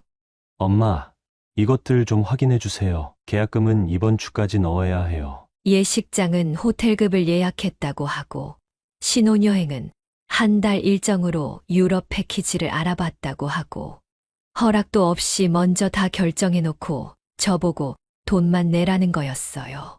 이 정도는 해줘야 신의 부모님한테 안 창피하다고. 아들의 그 말이 가장 마음 아팠어요. 창피하다니. 평생 아들 뒷바라지 하면서 살아온 제가 이제는 창피한 존재가 되어버린 걸까요? 통장을 들여다볼 때마다 가슴이 떨려요. 남편 보험금으로 받아둔 2억, 식당 일로 모은 3억. 이게 제 노후 전부인데 아들은 이걸 결혼 자금으로 써야 한다고 하네요. 신혜는 이제 거의 매일 전화를 해요. 신혼집 구경을 가자고, 웨딩드레스를 보러 가자고. 하지만 그 모든 자리에서 결국 돈 이야기가 나오는 걸 알기에 전 자꾸 핑계를 대며 피했어요. 어제는 식당에서 일하는데 아들이 찾아왔어요. 전에 없이 굳은 표정으로. 신혜가 직접 찾아왔어요. 토요일 오후 제가 식당 일을 마치고 막 집에 들어서려는 순간이었죠. 어머님, 잠깐 시간 좀 내주세요. 까만 자동차에서 내리는 신혜를 보는 순간 가슴이 철렁했어요. 늘 그렇듯 명품으로 치장하고 있었죠. 이제는 그게 대출받아 산 것인지 월급을 몽땅 쏟아부어 산 것인지 궁금해지더라고요. 거실에 앉아 차를 마시는데 신혜가 서류 가방을 열었어요. 꼭 회사에서 중요한 계약을 하러 온 것처럼 차가운 눈빛으로 저를 바라보며 서류들을 펼쳐놓더군요. 한숨도 자지 못한 듯한 아들의 모습이 사진으로 찍혀 있었어요. 제 아들이 회사 휴게실 소파에서 쪽잠을 자고 있었죠. 신의 말로는 요즘 야근이 많아졌다고, 스트레스로 살이 빠지고 있다고, 결혼 준비 때문에 힘들어하는 아들을 보면서도 제가 도와주지 않는다고. 신혜는 그렇게 말하면서 제 마음을 흔들었어요. 점점 더 많은 이야기가 쏟아졌어요. 신혜 부모님이 빚을 내서 예식장 계약금을 먼저 걸었다는 것. 신혜가 자기 카드 대출을 늘렸다는 것. 아들이 회사에서 선배들한테 빚을 졌다는 것까지. 어머님, 우리가 이렇게 고생하는데 어머님은 왜 가만히 계시는 거예요? 그 말에 화가 났어요. 허락도 없이 멋대로 계약하고 빚을 진 다음에 이제 와서 저보고 해결하라니. 다음 날 아들이 또 찾아왔어요. 이번엔 제 통장을 달라고. 자기가 다 알아서 할 테니 맡겨달라고. 시장 골목에서 반찬 파시는 신의 어머님도 제게 전화를 하셨어요. 딸이 매일 울고 있다고. 이러다 결혼이 깨질 수도 있다고. 마치 제가 모든 걸 망치고 있는 나쁜 사람이 된 것 같았어요. 평생을 아들 뒷바라지하며 살았는데 이제는 제가 아들의 발목을 잡고 있는 걸까요? 밤마다 식당 사장님이 하신 말씀이 떠올라요. 순자 씨, 자식들은 다 부모 재산만 바라보면서 커. 그러니까 당신은 꼭 은퇴자금 따로 모아둬. 그때는 그저 웃으며 넘겼던 말씀인데 이제야 그 의미를 알 것 같아요. 어제는 시장에서 장을 보다가 신의 어머님을 마주쳤어요. 반찬 가게 앞에 계시더라고요. 저를 보자마자 얼른 안으로 들어가셨지만 그 차가운 눈빛이 가슴에 비수처럼 꽂혔어요. 이제는 동네 시장도 마음 편히 다닐 수가 없네요. 식당 일도 전처럼 할 수가 없고 아들과 신혜 그리고 신혜 부모님 그들의 눈빛이 저를 자꾸만 죄인으로 만들어가요. 그날도 평소처럼 식당에서 일하고 있었어요. 아침부터 어지럽고 속이 메스꺼렸지만 사람 없는 주방 한켠에서 잠깐씩 쉬면서 버텼죠. 일을 하다 말고 쉴 수는 없으니까요. 점심시간이 다가올 무렵이었어요. 된장찌개를 끓이다가 갑자기 눈앞이 캄캄해졌어요. 손에 들고 있던 국자가 바닥에 떨어지는 소리. 그게 마지막으로 들었던 소리였어요. 정신을 차려보니 병원 응급실이었어요. 사장님이 119를 부르셨다고 하더라고요. 스트레스성 위염에 심한 빈혈. 과로 때문이라고 했죠. 아들한테 연락이 갔는지 1시간쯤 지나서 병실로 찾아왔어요. 하지만 제 상태를 물어보는 대신 엄마, 병원비는 어떻게 하실 거예요? 그 말을 듣는 순간 눈물이 날 것 같았어요. 쓰러진 엄마 걱정은 뒷전이고 병원비 걱정부터 하는 아들. 이게 제가 그토록 사랑했던 제 아들의 모습이었나요? 의사 선생님이 병실을 나가시자마자 아들이 한숨을 쉬더니 말했어요. 엄마가 이렇게 아프시면 결혼 준비는 어떻게 하나요? 신예도 곧 와서는 한쪽에서 휴대폰만 만지작거리고 있었어요. 나중에 알고 보니 그때 신의 어머님한테 문자를 보내고 있었더라고요. 장모님, 어머님이 아프셔서 결혼 자금 논의가 더 늦어질 것 같아요. 하루 입원하고 퇴원했어요. 더 입원하고 싶었지만 입원비가 걱정되어서요. 아들이 걱정하던 그 병원비가 아까워서 집에 돌아오니 신혜가 보낸 문자가 와 있더라고요. 어머님, 몸조리 잘하세요. 그리고 결혼식장은 이번 주까지 계약금을 넣어야 해서요. 약을 먹으려다 말고 한참을 울었어요. 제가 쓰러졌다는 소식을 듣고도 결혼 자금 걱정부터 하는 이 사람들. 이런 사람들한테 제 전 재산을 맡겨도 될까요?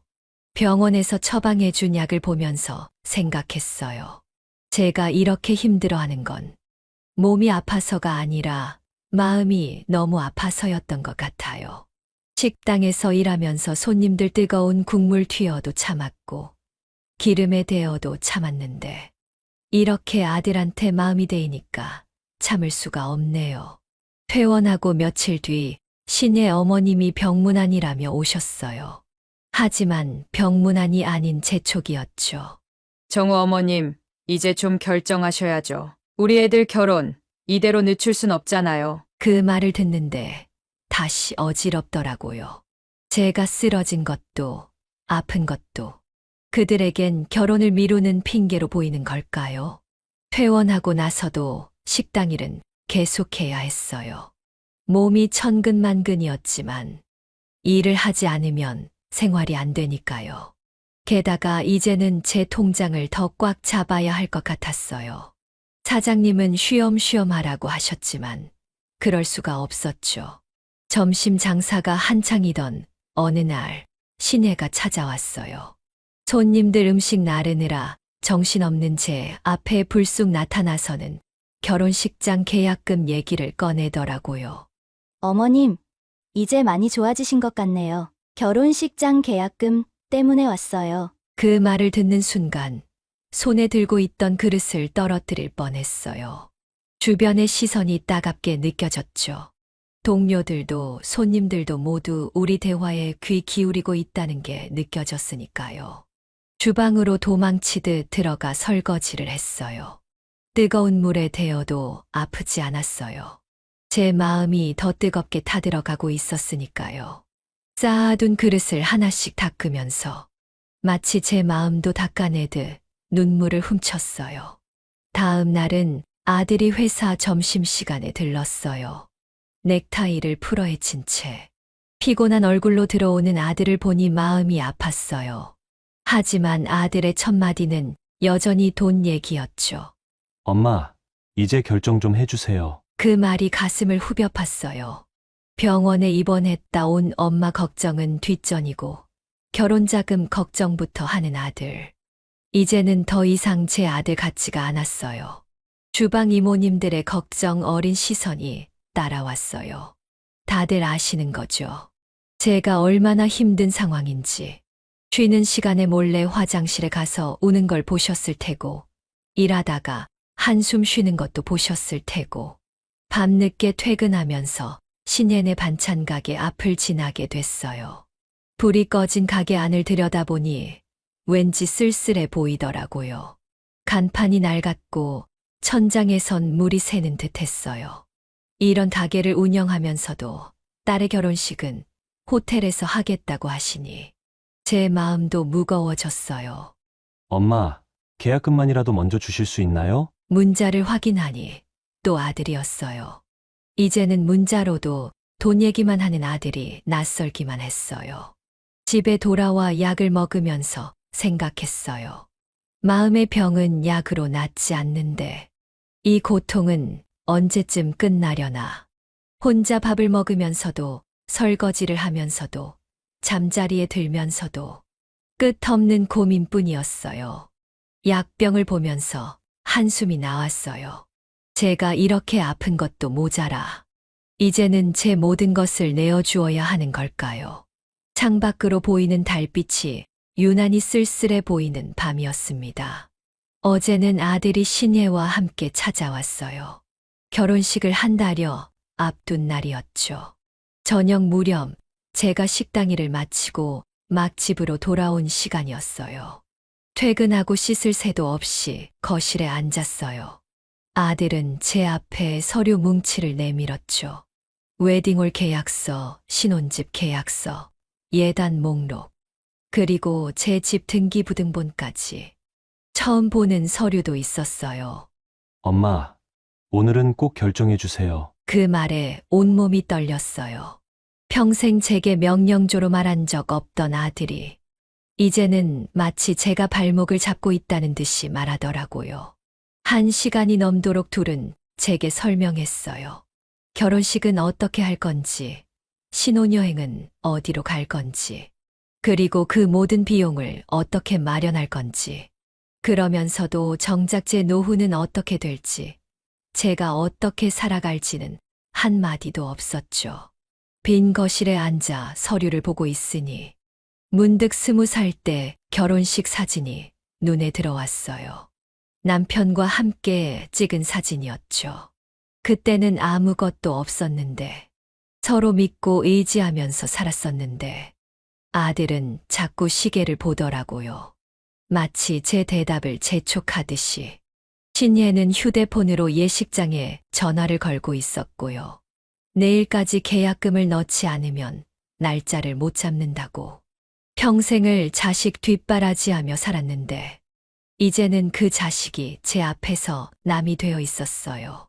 돈 때문에 이렇게 달라질 수 있다는 게 너무 슬프더라고요. 식당에서 뜨거운 기름에 데워도 참았고, 무거운 그릇에 어깨가 늘어나도 참았는데, 이렇게 아들한테 마음이 데이니까 참을 수가 없었어요. 창밖으로 달빛이 비치고 있었어요. 그 달빛 아래서 아들을 키우던 시절이 떠올랐죠. 그때는 제가 이렇게 마음앓이를 하게 될 줄은 몰랐는데, 한밤중이 되어서야 아들과 시내는 돌아갔어요. 마지막으로 현관을 나서면서 아들이 말했죠.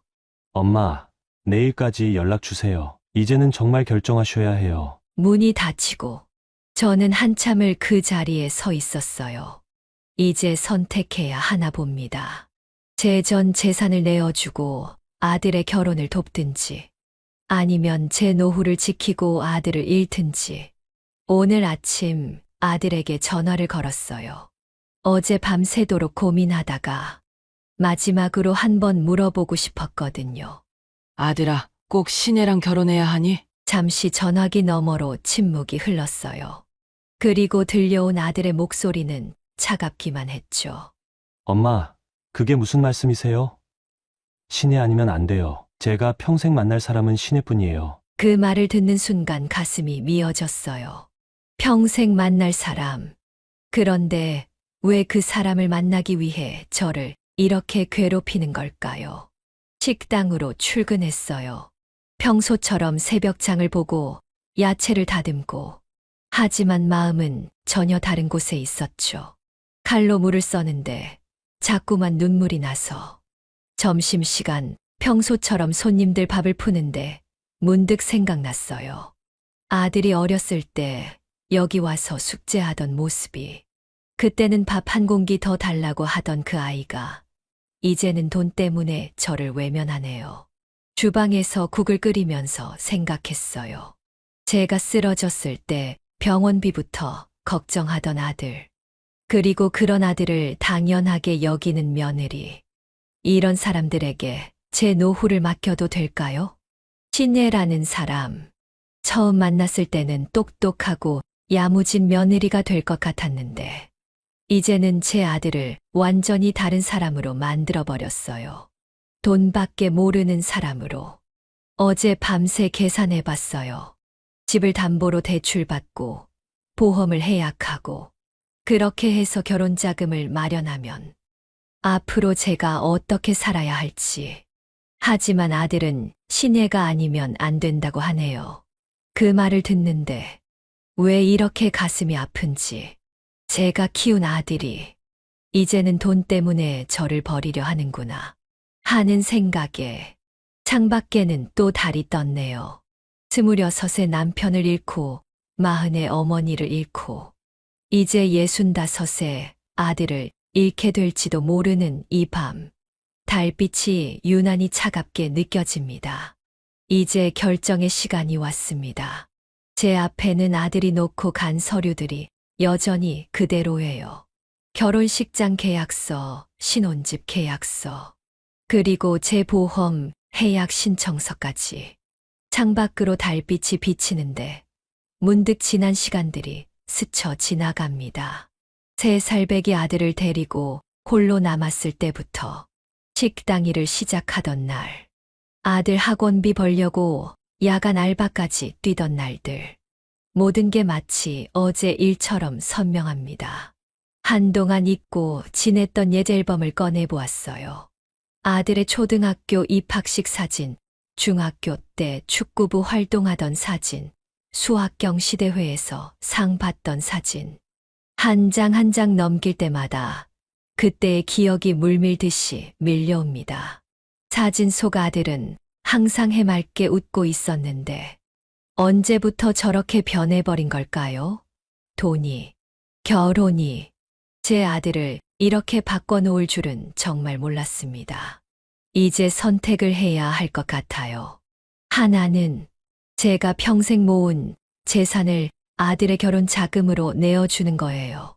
집을 담보로 대출을 받고 보험도 해약하고 그렇게 해서 아들이 원하는 결혼을 시켜주는 것입니다. 또 다른 하나는 제 의견을 끝까지 지키는 거예요. 제 노후는 제가 지키겠다고.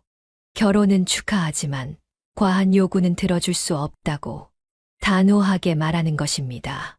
어떤 선택을 해도 후회가 남을 것 같습니다. 재산을 모두 내어주면 앞으로 제가 어떻게 살아가야 할지, 아프기라도 하면 누가 저를 돌봐줄지, 하지만 끝까지 거절한다면 아들을 잃게 될지도 모르겠어요. 이미 시녀의 말투를 따라하고 시녀의 생각대로 행동하는 아들을 보면 그 애는 이미 제 곁을 떠난 것 같습니다. 식당 일을 하면서 배운 게 있어요. 음식은 타이밍이 중요하다는 거. 육수는 적당한 온도에 맞춰야 하고 밥도 알맞게 익어야 하죠. 하지만 지금 제 선택에는 그런 적당한 타이밍이란 게 없는 것 같습니다. 여러분은 어떻게 생각하시나요? 제가 자식 사랑하는 마음에 모든 걸 내어주는 게 맞을까요? 아니면 제 노후를 위해, 제 한 몸 건사를 위해 단호하게 거절하는 게 맞을까요? 평생 혼자서 아들을 키워온 여자로서 한 인생의 마지막 선택을 앞두고 있습니다. 이 선택이 앞으로의 제 삶을 완전히 바꿔놓을 것입니다. 제가 어떤 선택을 해야 할지 정말 알고 싶습니다.